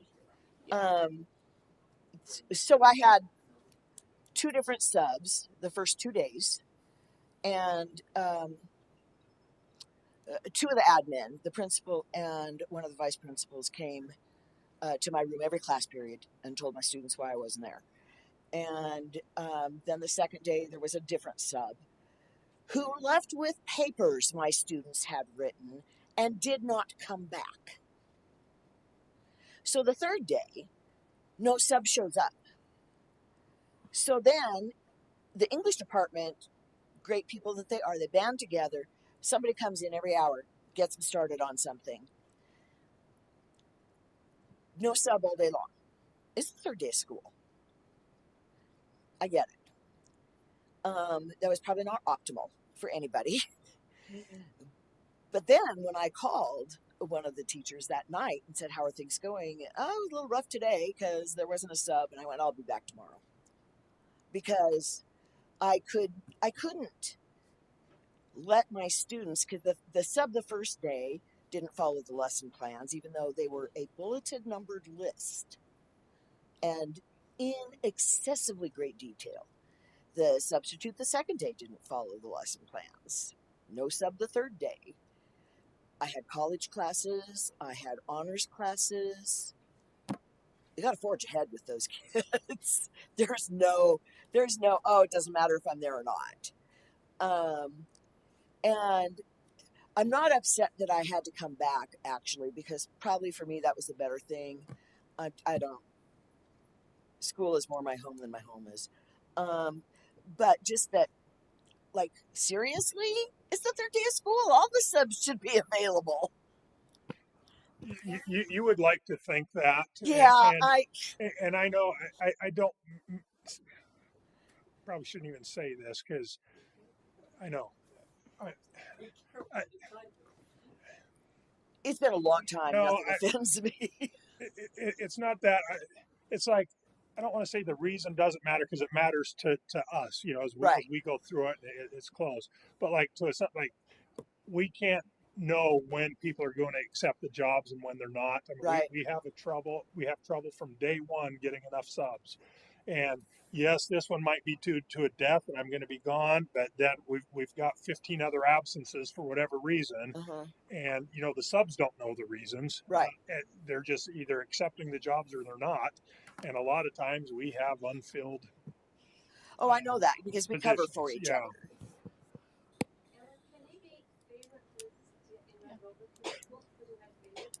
Yeah, but as you know, I've hired about 70 this year and only 20 to 30 I stay. I think they think when they start that it's going to be easy, and especially Oh, yeah. if they get some training, I think they're just not the Are we ready for options? I am. Okay, me too. Well, like, what are we talking about, though? I have option A. Okay. Go for it. Okay. Wait, Ellen's done a great job. I had more subs this year than, like, anyways, like, I don't want you to feel beat up. It's been good. It's been better. It's not perfect, but. Okay, option A. I am the redirector. That is my job. Okay, option A. That's for bereavement, yes.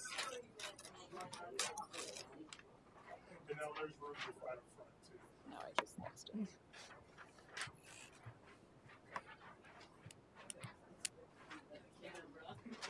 Oh. I'll keep my money.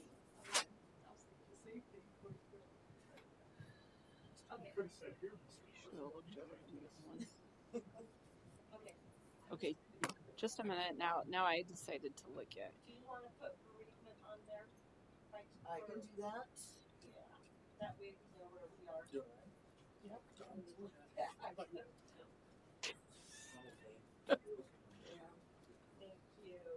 Okay, so from my understanding, and Carrie, you could correct this. So my option would be in the negotiated agreement to update level 2 relationship to 1 day. I think it says in there too, two occurrences. Okay. Yes. Okay. It does. Or I could go 2 ways because I'm looking at formatting might be different, possibly. So maybe update in. This is just like my last one. How did I say it? Do you know what policy number it is, Carrie? I didn't. 5430. It's in the Oh, it isn't. Oh, I couldn't see. Okay. Policy 544.3 in the master agreement. 544.3.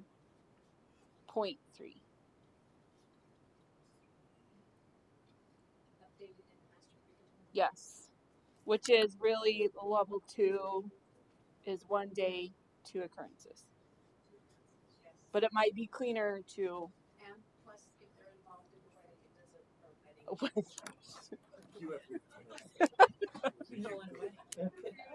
So it might be cleaner to actually say just update the whole policy in the master agreement. And I have to ask you guys, these always numbers are all going to change. Are you okay with That is another conversation. Yeah. Not right now. Okay, so when you put an option, I'm getting bossy. yeah, I can tell I'm you. used to it. It's okay. That can be next. Update the master agreement. Okay, got it. All right. Any more options for bereavement? Can we caucus? Yes. Go for it. 4:10. 7 minutes. Good job. It's okay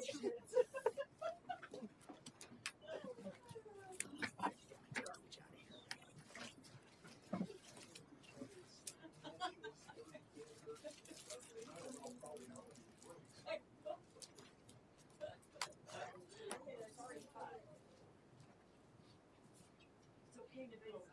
I'm trying to make it fun. Yes, I like fun. Keep it exciting here. And I'm trying to. I'm glad that Ashley's seeing me like I'm ready to doze off. It's my nap time. I'm sorry.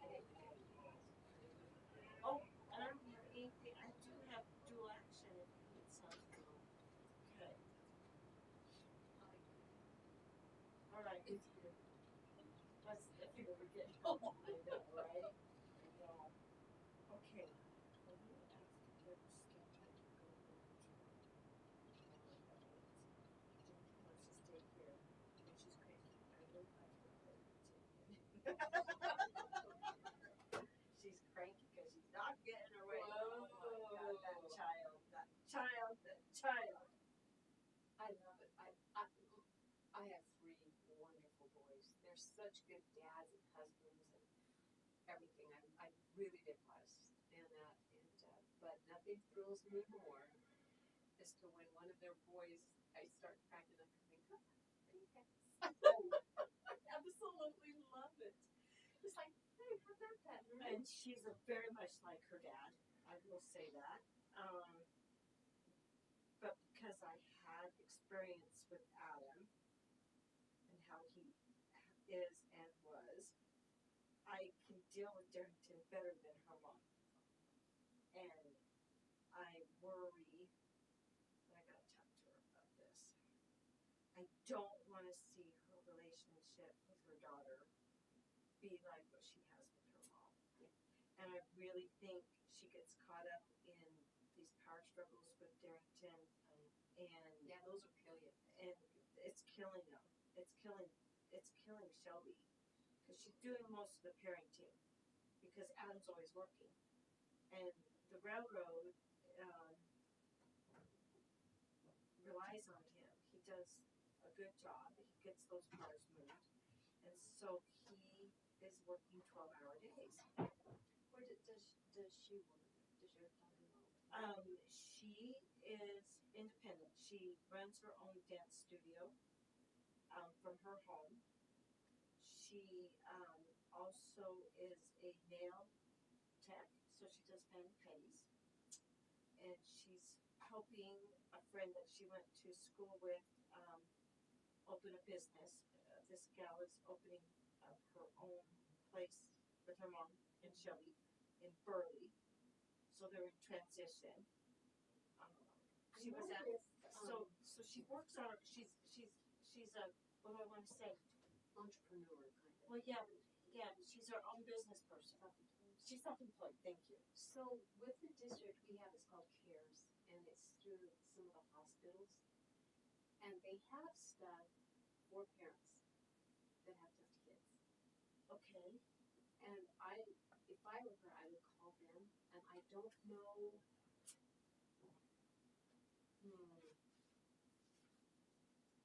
I have to ask. It's called CARES. Yeah, CARES. And it's a program we've started, and it's like for staff, students, and all that stuff. But I mean, if she's struggling, hospital. Yeah, it's with the hospital. I'll have to. It's with and Cassia School District does it also. And it's like for parenting. There's help for parents. There's help for kids, and everything else. And the parents that have gone, because like they have tough kids, they loved it. They said So really helps. It's free. Do they is it like Love and Logic? use It's a lot more, of love it's and more, logic on it's more Carrington. of a counseling to help them get resources to Yeah. deal with things.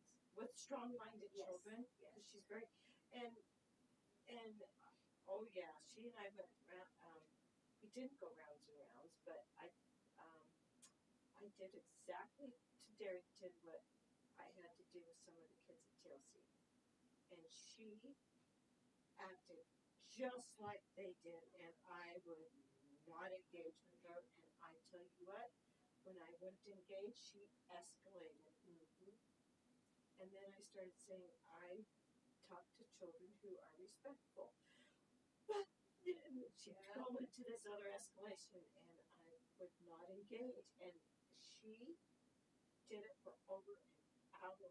Oh my gosh. Just like Len and Kenner Oh, and God. Ronan, they were the best at this. You know, They teach me a lot. I absolutely loved Roman. I love Oh Ronan. my But gosh. you know what? He Landon was Counter scared me, but Landon I run into, and you know he still struggles, but he has been so good to really thank me. Oh, huh?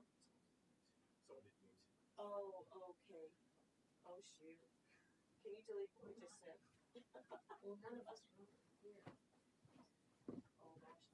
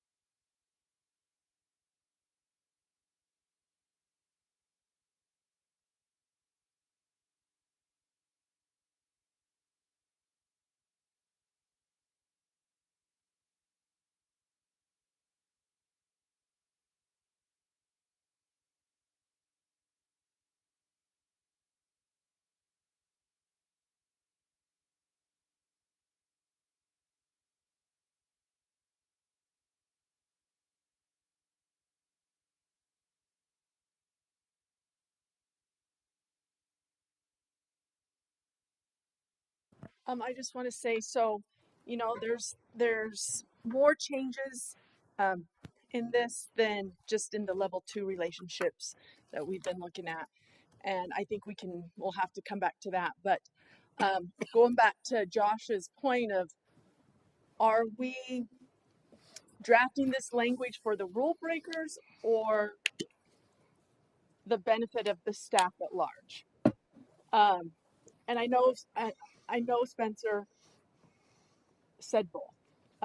But I guess I just want to understand, how do we understand, or how do we know it's getting abused?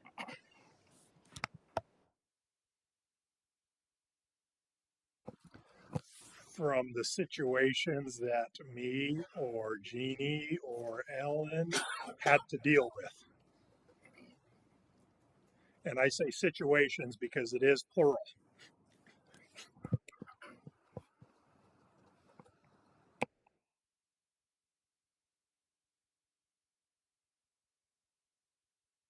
If I'm, can I ask? And I know it's very confidential, but so if we are taking leave for a level 1 and then there is an unfortunate level 2,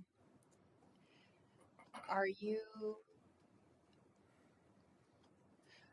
taking my request to attend those funeral services or to even just grieve as abuse because I'm asking more than once in that unfortunate time period of my life? Or again, is it because there's multiple people asking multiple times in the year? Is it one or many? I just I I am like Can I? heartbroken that that someone would have to experience that kind of loss in such a back-to-back occurrences like that So they're broken. I'm not sharing confidence because I'm not part of that. So like I had the same question in the caucus. So somebody took some bereavement days, several, and didn't even attend the funeral. Like just 3 days off to like okay, like that bothers me a little too because like I'm with you. Like how do I tell a person how to grieve? That's not fair. Um, so my building again was the 3, and I had asked Larson that extra days because there were some complications and really generous about that. But you're not. I mean, so the abuse is people that taking days they didn't need really, and like that, at least that was the impression that I got, and I'm not sharing.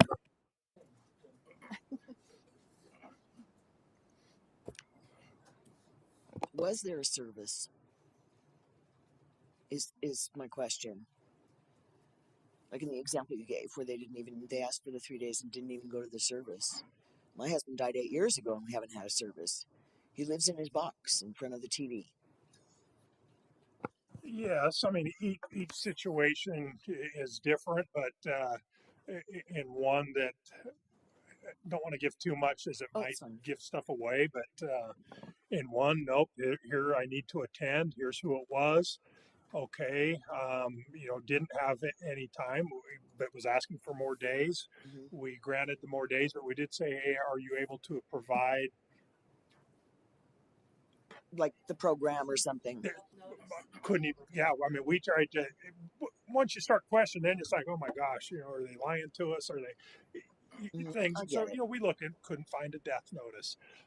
Couldn't, I mean, and maybe there wasn't one. There wasn't one for my husband Right. And so or an obituary. those things happen, but couldn't provide a program or didn't. Hmm. Maybe they had one and just weren't willing to share. If I may, so my godson, who graduated from Minico 4 years ago, lost his brother and his dad in the same year, and that was so hard. And when baby Jesse, even though he was older, when baby Jesse passed away, it was not something that we expected, foresaw. It was a complete shock. My brother-in-law, he had cancer, so we had been dealing with that. And we expected it, but when the mortuary came to our house, they said, "This place looks familiar." It's like, yeah, you were just here 4 months ago. So grieving is something that if we take and put a 2 times a year thing, 4 days. Now I'm talking about a student at the time, my brother-in-law. But if we cap this, I think that it's just an ugly thing that I don't think Minidoka County should be. I don't even know how to use the right words with this. Toying with, because yeah, that's horrible that those people used that and didn't have anything to provide to say, yes, this is real, this is how I'm grieving, or anything like that. But I feel bad to take that and put it with the employees at large. I mean, It you feels so call it a wrong. cap, but really it's not for those that need it. So I'm just trying to Yeah. I'm just questioning So what would prevent people from asking for more days? I mean, for those that need it, if they had multiple events, which Yeah, and I don't think, I mean, because I shared it myself. I said if if this was how it was and it was someone in my family, I'm probably going to take sick leave if that's allowed for my mental health, or because I'm fortunate enough in my personal situation, I could take FMLA and financially be okay. However, that's not the case for all of us, and so it's important that we do this work in respect for those situations and those people. So I don't so know. This this is kind such of a hard. came up in our caucus too. So Josh asked the question, like, if my mom dies and my dad dies, like in the same year, like what am I gonna? He's like, I don't know that I would even think of it. And I said, well, that's where, like, because he's gonna request to Mr. Larson tell him what's going on. So if Josh can't think that through, that's what we're here for. So then Mr. Larson would potentially say, hey, you have the remit, like, is 4 days like going to cover it? If you have a third time, like that's kind of I guess kind of my responsibility as an administrator too, is because when you are hit with that grief, you aren't thinking about all of these things necessarily. And whether that's the teachers, people surrounding them saying, hey, actually, we can request more, or me as an administrator saying, hey, like, if you need more, I can help you with this. And I agree with you because I'm the administrator that asked for extra days that somebody did not ask for. They didn't. They were like, "I'll just use my personal days," and I was like, I'm like, okay, I let it go. But I called Larson, I emailed, and so got those changed. Several extra days. It was at least double. I can't recall exactly, but circumstances it was hard. And so that was because I was like, well, how do you quantify something like that? The district met me or them on the place that they needed. So yeah, I completely understand what your concern is because that was mine when I went back there. So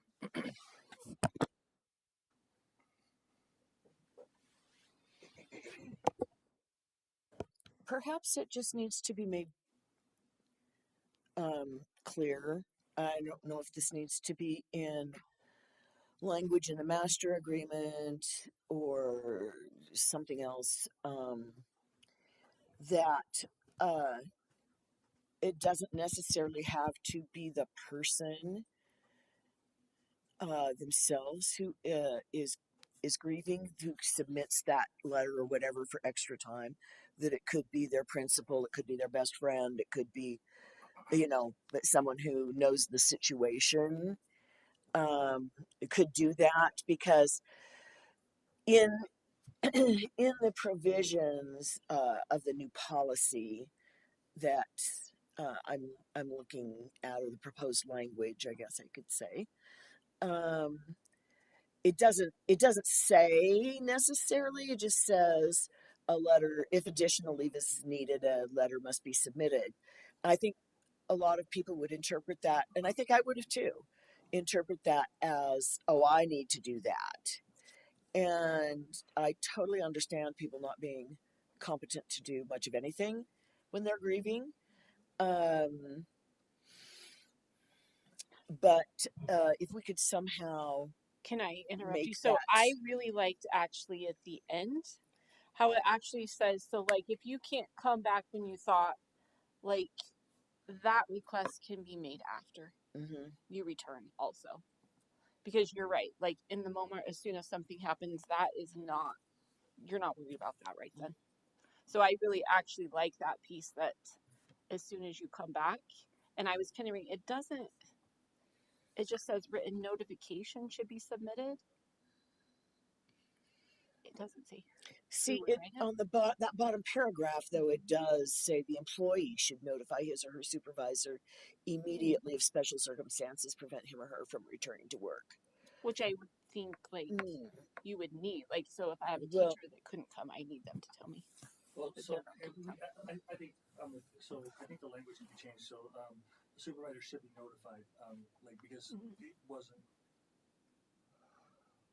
those were personal. So like I'm not sharing those stories, but like also right. like it wasn't the person. Like it was hard for them, and so like those stories came from. And so the policy makes it seem like if they're not the one that calls me, then they failed, and that would be a fair. Like it doesn't have like when your husband dies, how do you function? I can't imagine.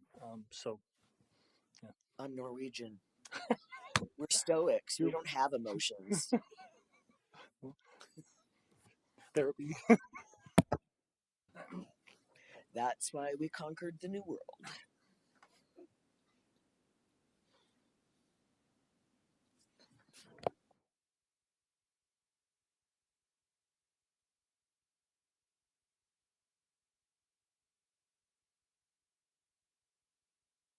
So we've had some conversation about what like grief and those sort of things. Like what do we need to fix or adapt so that it feels better because it feels like it's a feeling thing. Yes, am I correct? 1,000%. So because I like how do you grief is hard. Um, so it's a matter of language and this is written not by people who are grieving at that point. It's written um, people who aren't grieving or people who are law people or whatever. Um, the grieving have a different experience. So what does that look like? What do we need to adapt? That's the I I need some clarification so I can formulate an opinion or an option, not an opinion, excuse me, an option. Um, is it okay for sick leave to be used for bereavement purposes, or is it only for going to the doctor, myself, or my kids? Because mental health would be, I would say like sick Yes. leave is your sick leave. Like it would be a mental health thing. It would be a like I don't think anybody would tell you you can't use your sick leave if you need some more days. thank you. So Like I generally don't. I can't really tell somebody you can't use your sick leave. I think an option I would like to propose then. well, so these days may be charged against the employee. These days may be charged against the employee sick leave. Like so like that's like If you went over that's the already days. in if you have expired your days, those are already like that's already one of the you don't have to add that as an option Okay. unless you're Okay. I'm So gonna let me pull give that back then. let me give kind of an example. Like, I mean, so sometimes, somebody goes to put in, like, so and so's passed away, I need to take a bereavement. And sometimes Red Rover doesn't let you pick that because they haven't been given that. So I'll tell my employees just go put whatever leave, go put sick leave, whatever, and then we'll contact HR and have that bereavement put there. So that's kind of the same. If you take more than the 4 days, I would assume you may put them in as sick. And then if that process of we may grant some more days, then it would be taken back out of that sick. Does that make sense? But like your day has to be put in for some reason initially. A concern that I would have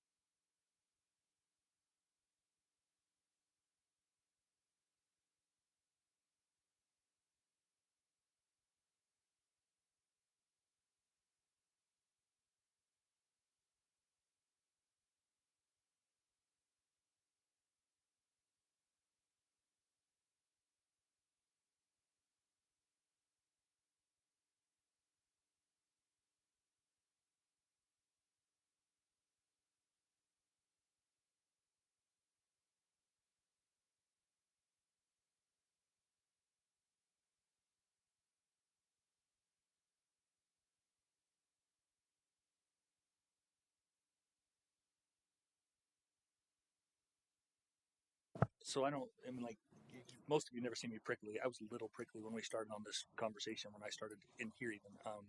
So we go back there and have the conversation. So those abuse circumstances truly were like, but I'm like, yeah, how do you tell somebody how to grieve? That's not fair. So there's two things. Like, so you should have all the days you need to grieve. That's just how life works. And if you're abusing it, then there should be some things that says if you abuse it and that's a genuine abuse that you don't get to do that. And so I'm like, okay, I can. What does it look like so that that we're okay with like so that abuse doesn't happen, because at least those circumstances were, and we're allowing people the space to grieve in an appropriate manner. And I think the pieces where I'll be honest, like when I read this and like, oh, like I had somebody this year and I'm like, well, you actually, like they had to travel out of state. But I'm like, but we need um, I cannot think of it, like a program or something from it. And I'll be honest, that felt like, oh, yes, but in a way that helps us know that there really is something, I guess, so that we know then that isn't abuse, I guess. And that person, like it took days to travel. So even though like I had a little bit of hard time with that, asking for a program, because I don't want to tell you how to grieve. I can't tell you that it's going to take this many days and you'll be fine, because I mean 4 days you're probably still not going to be okay. But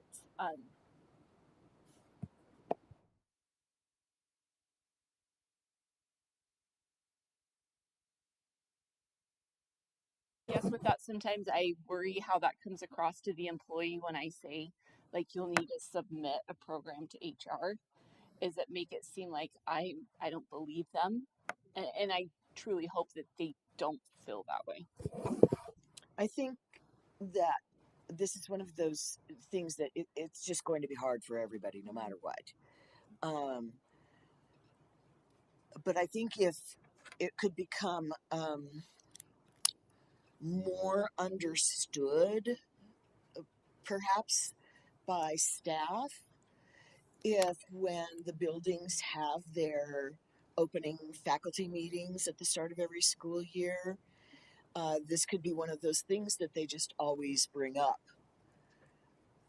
Like just like our coaches have to put in their days they're going to be gone. They want them to do it all at once and arrange their buses all at once.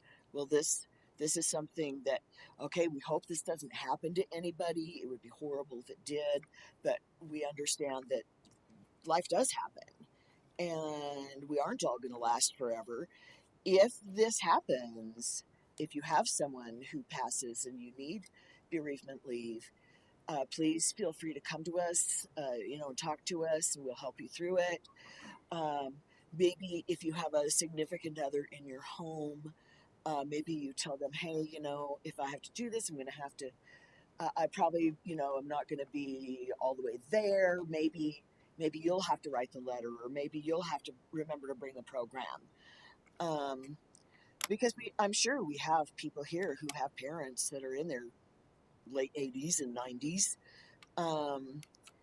And if they've lived around them their whole lives, like a lot of people do in this area, that would be really a lot more. That like just ups the difficulty level. It just does.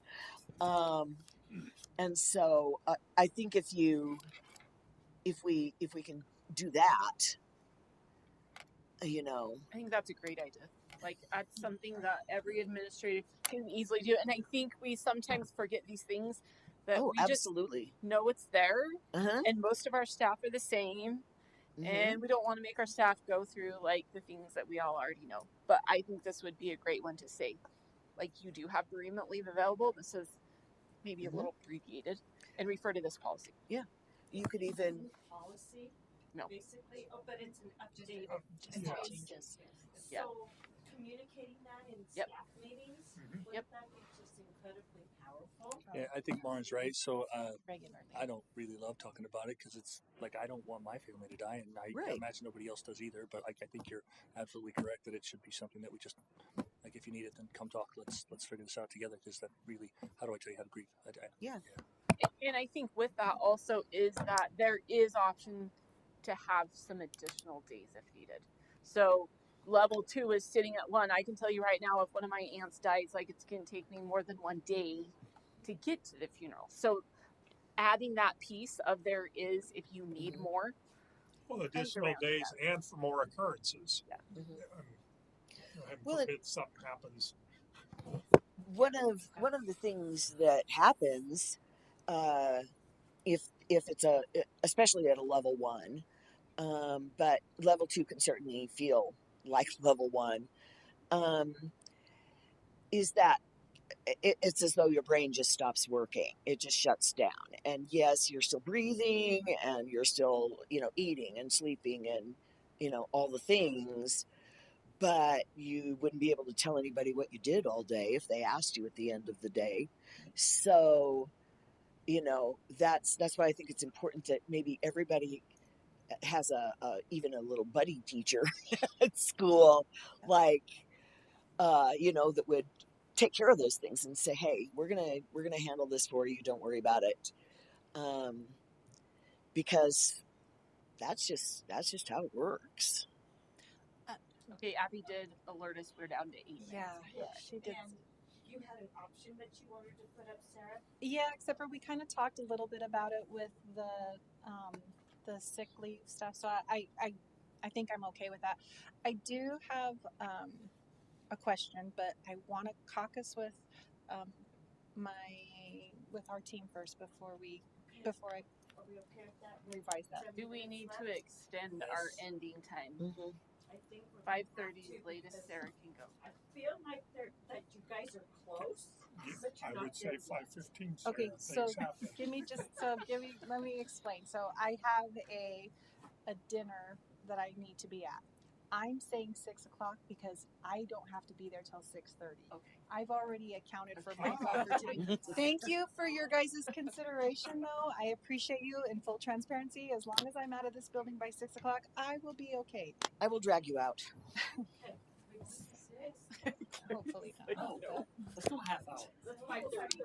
5:30. How about 5 minute We okay meeting? with 5:30? Try it. That is fine. I will alert my family. 5:30. I'm a second.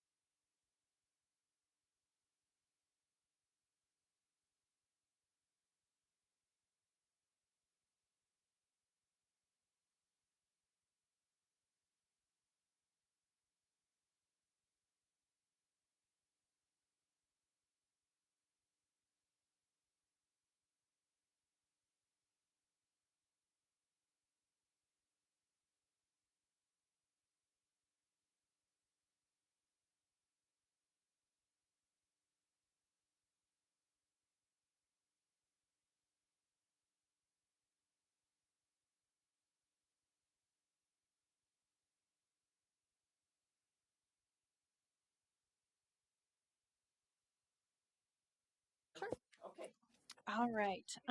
I would like to propose a couple of options.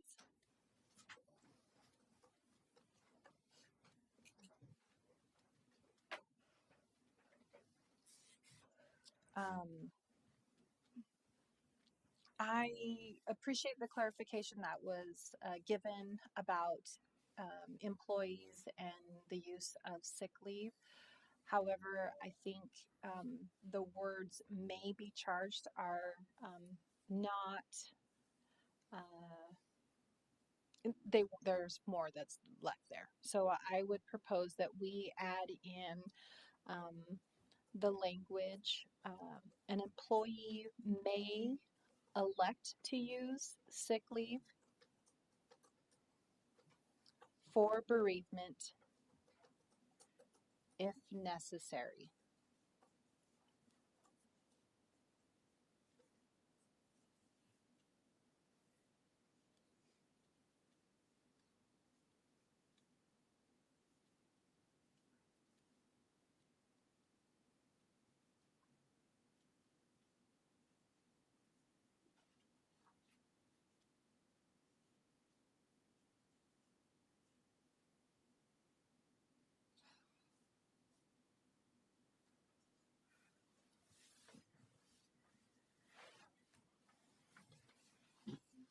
And just clarify, Sarah, that's in the bottom part it talks about. That's the only place it talks about sick Yeah, leave right now. yeah, and really, it's just those words may be charged. I want it to be in writing that we can use our sick leave for bereavement if necessary.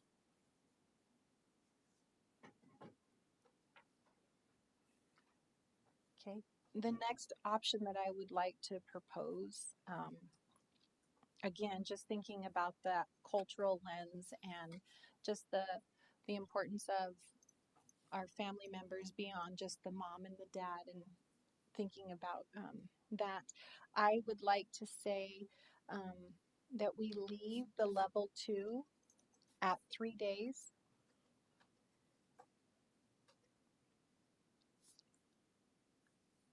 And then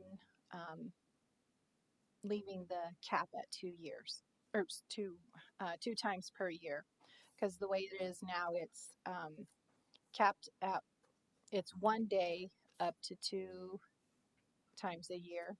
So I'd like to see it go back to 3 days and leaving it with that 2 times per year. And I would say just a piece there, we've kind of talked about that word capped. It's probably not the correct word to use because we would never cap it at, because we can't control the occurrences. So just.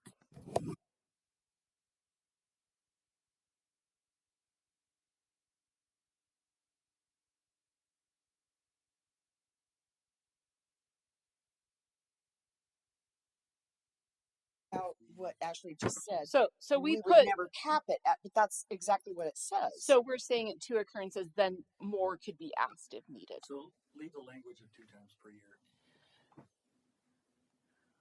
And is that what you're saying? Yeah. Yes. But to me, a cap means there's like, no, It's a hard cap. you can't go above it. I see what you're When that's not really what is intended there. because of the next statement that says you can submit Yes. their commissioners. Okay. So I'm okay, Lauren, if you would.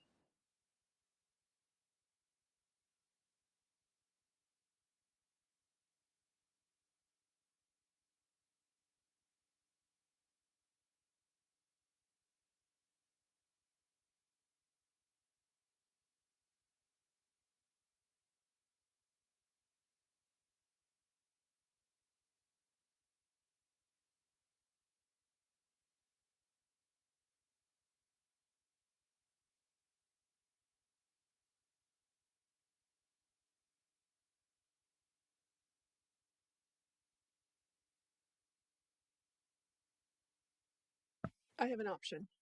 Okay, in um, the language before it was changed, there was a part that said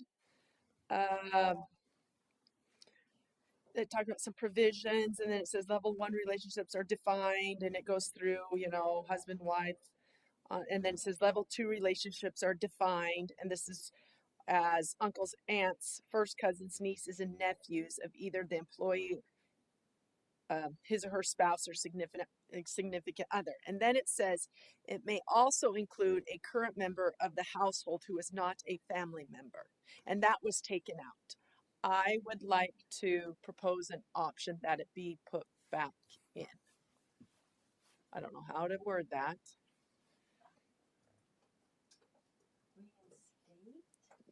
Yeah, Could you? or just it may, okay, it may also include, this is, do you want me to read what it says? Yes.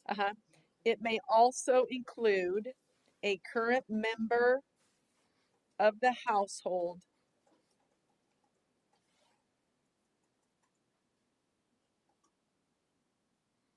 who is not a family member.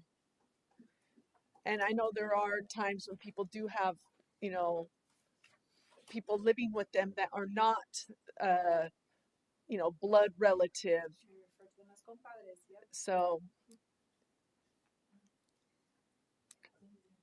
I don't think we had a word for them. We just called them extra people at my house. and people might call them family, you know, I mean, They were family. yeah.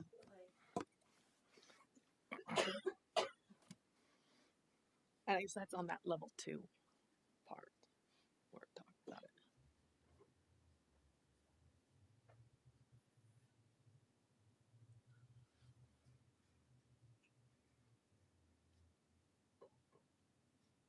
So you're talking about you want to change in the master agreement to show this.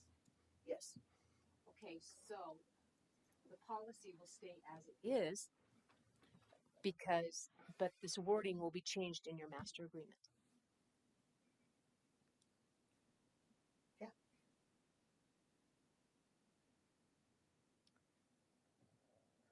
So, and I know you don't do anything with admin that. So classified and admin have the policy, and you guys as certified get extra days. That's who they're negotiating. I know So that. I'm just wanted that clear.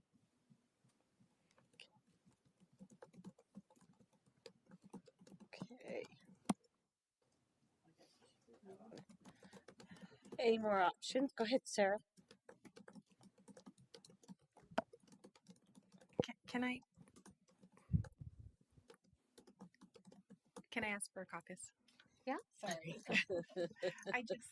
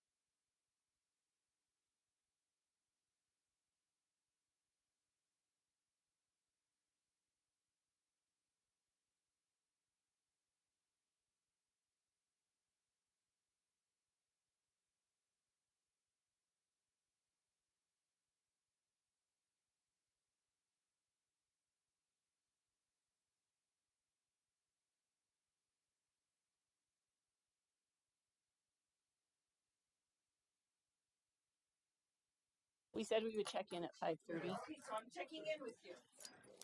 Okay, I'm about okay to extend it to 6. Just so everyone knows, I am having Dr. Pepper withdrawal. And we'll stand by. I got one.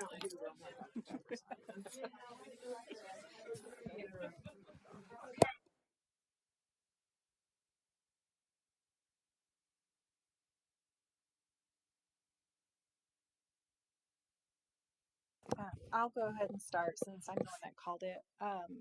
I appreciate what Carrie was sharing or asking for our clarification of understanding because I I think that this is a benefit that all Minidoka County employees should be allowed to take. Like we should all be able to grieve our loved ones in their passing. So it's kind of disheartening to think about that this policy language that was introduced is now going to handcuff us to only negotiating now for our certificate employees because that breaks my heart. So just as a point of clarification, while yes, the union is negotiating for teachers, that doesn't mean we can't still give classified employees the same thing. And so, I mean, we had discussion in there. In fact, most of it, we try and do that. What we do we try and make that decision. Okay, can we make this work? We're going to do it for all staff. Okay. And we were going to look to do that. I have an option I would like to add. No? You're telling me no? I'm just saying I have something that Okay. ties into what that was, and then you can.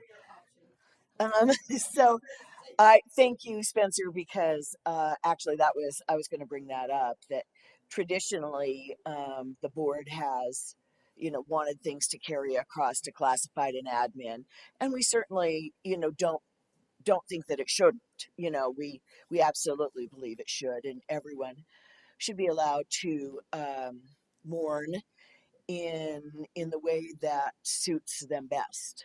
And anyway, so I wanted to kind of just stick another plug in there that is usually what happens. But again, that has to be up to them.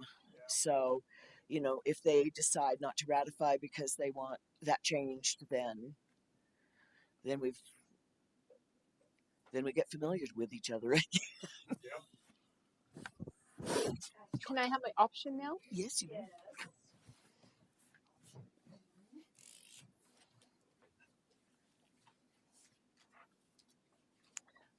Level 2, 2 days, 2 occurrences per year is how it's stated. I think.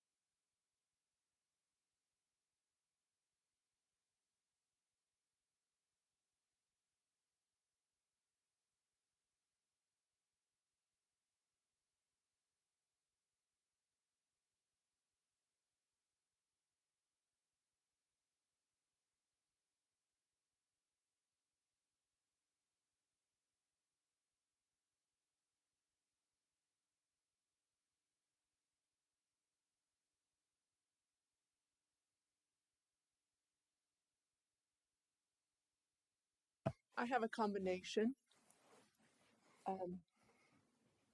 A, B, C, D. So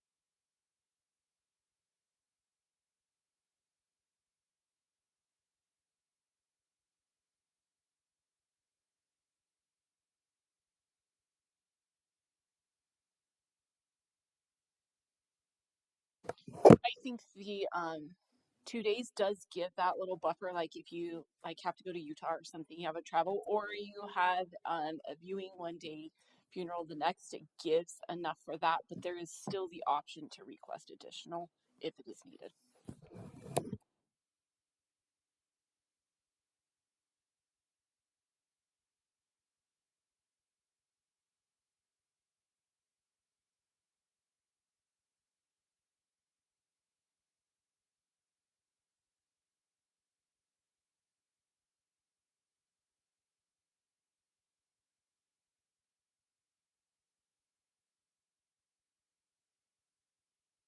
Are you proposing a combination? Of A, B, and You D. forgot to turn your microphone on.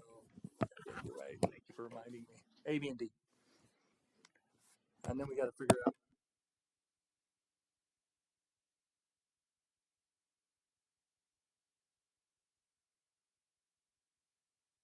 We have to figure out a way to negotiate the difference between the 3 and the 2. Okay, I don't know. So I'm saying it and asking for apologies if I'm doing this wrong. Okay, my vote. Can I speak to why I voted the way I voted? I, my vote for the first one was this because I thought fiscally, like you were saying, okay, I really want to make sure that I know we can only negotiate for certificated. And it was said that the board tries to do this for everyone. So I thought to myself, okay, well, um, exactly your reasons, all these things that are in place, if we go with the 2 days, then the board would be more willing to say, yes, that's being responsible. We can cover it for everybody. That's why I went like this for that one and this for, no, I went like this for the other one.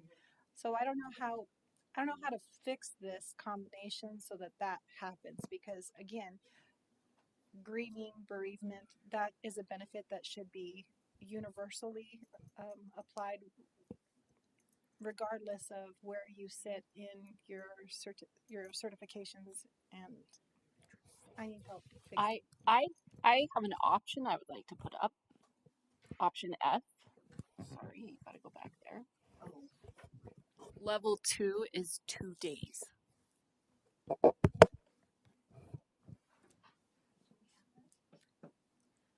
Well, but the full option is 2 days, 2 times per year. I want it to stay just 2 days. Okay. Now I have a new combination. Yeah, me too. Let her make her combination, Josh. Please don't interrupt the lady. I want A, B, D, and F.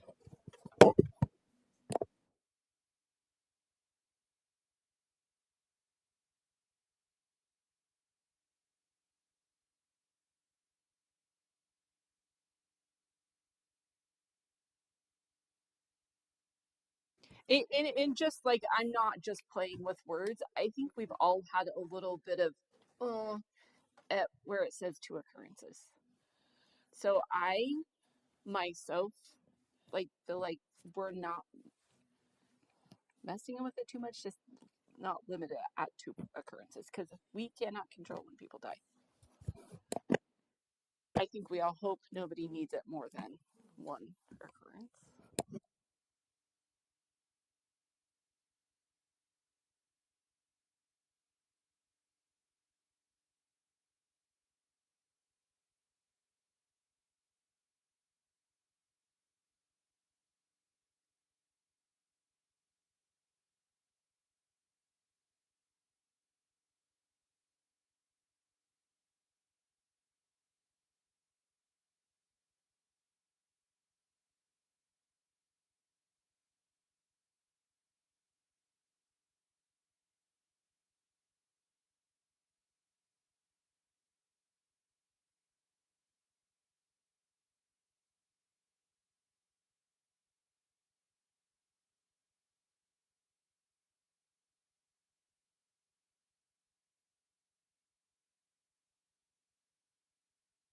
I just think it needs the days in it.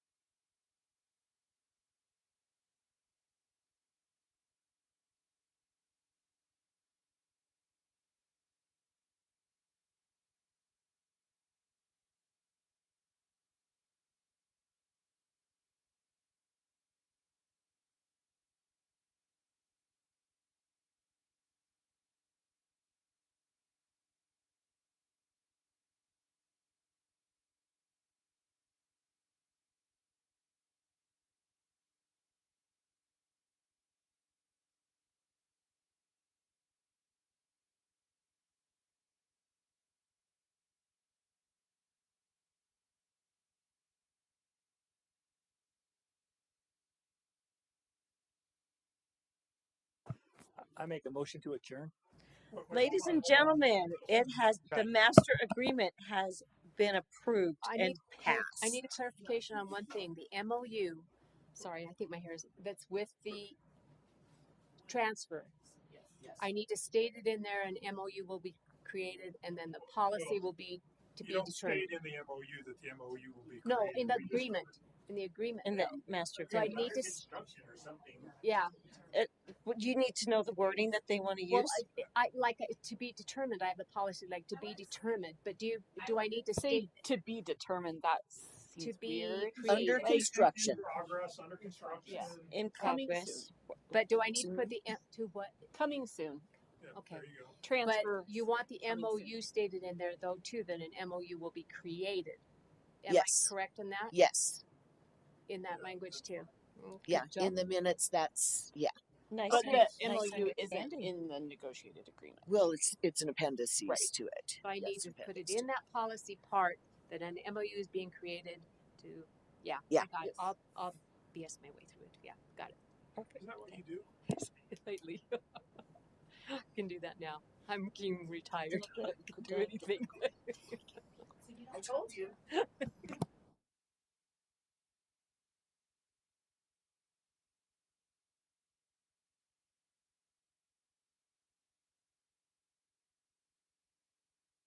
I make another motion to adjourn. Okay. Has there been a motion and a Yes, second? it has been. Okay. Yes. Please vote. Yes. It's been approved that we have adjourned. Okay. Thank you so much, you guys. Thank you.